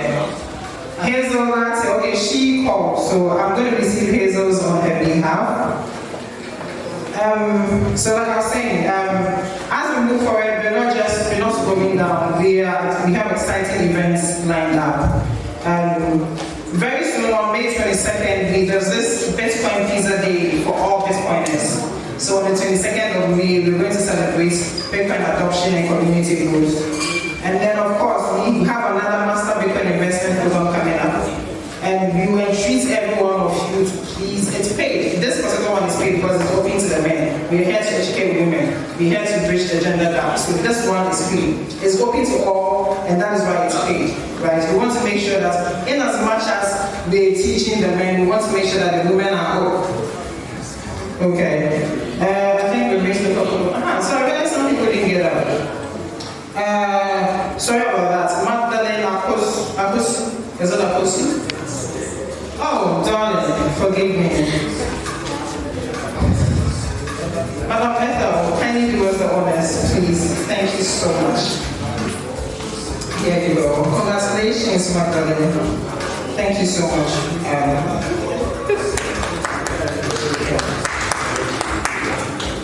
And then we have Lorenda Cecilia Addison. Oh, Ceci. Pardon. Forgive us. Is it I punish you small for coming late? Thank you so much, yes. So like I was saying, we're going to be doing a Master Bitcoin investment. It's for men, so it's paid. So for those who are ready to dive deeper into Bitcoin and wealth building, yes, we're going to be doing that. We're going to start our Smart Money webinars too. It was part of the curriculum for this year, so we're going to be starting helping you make informed decisions about your financial money issues. And then we have the community outreach initiatives. We've been doing that since we started. We go to, I think last year in December, was it in November or December, we went to the widows in Odoko, went to get a couple of them something. They shared their stories, we cried, we laughed, it was beautiful. We go around to communities where deprived communities to assist them. So if you know of any deprived communities, kindly let us know. You give us why you think they're deprived. Tell us, convince us so that we'll be able to find something, go to see them, and then hopefully everyone, benefits from them. It's for women, actually. Be careful. So we're going to continue with that. Our community outreach initiatives here, we're going to be doing that. We're going to be, where we engage in local communities and spread financial literacy. And then, of course, we're going to be expanding into the schools and the universities. We've gone to a couple of schools, and this year we're hoping to do more of that. I think our next one is going to be the University of Winneba. Is it the University of Winneba? Is that what it's called? Thank you so much. University of Education Winneba. We're going to be going there, hopefully, and a couple of other universities and secondary schools. And we decided to dip our feet a bit into the high schools to see how it works. If it goes well, yeah, we will include that too. So of course, we can't do this alone. We need you, our graduates, the partners, supporters, to join in the movement. If you believe in financial education and empowerment, partner with us, sponsor a program, or simply spread the word. That costs absolutely nothing. So simply spread the word. Together we can make financial independence a reality for more women across Africa. Once again, congratulations to all our graduates. You are the future of financial freedom. Let's go out there and change the world, one educated woman at a time. Let's go. Thank you so much for having us today. And have a lovely evening. All right, Madam, thank you so much. It's been a wonderful day. I'm sure we are all exhausted, but I want you to know that there is no time wasted when it comes to financial education. Before we bring this whole thing to a conclusive end, I want to say that as a woman, one of the things that should be most important to you, if not number one on your list, is that you should be financially independent. So anything that involves you investing in your finances is not a waste of time. Thank you all so much for spending time with us. Once again, this is Bitfiasi, Bitcoin Royal Female. So when we go out there, let's put it on our status, social media platforms and everything, that you are now a Bitcoin Royal Female, Bitfiasi. My name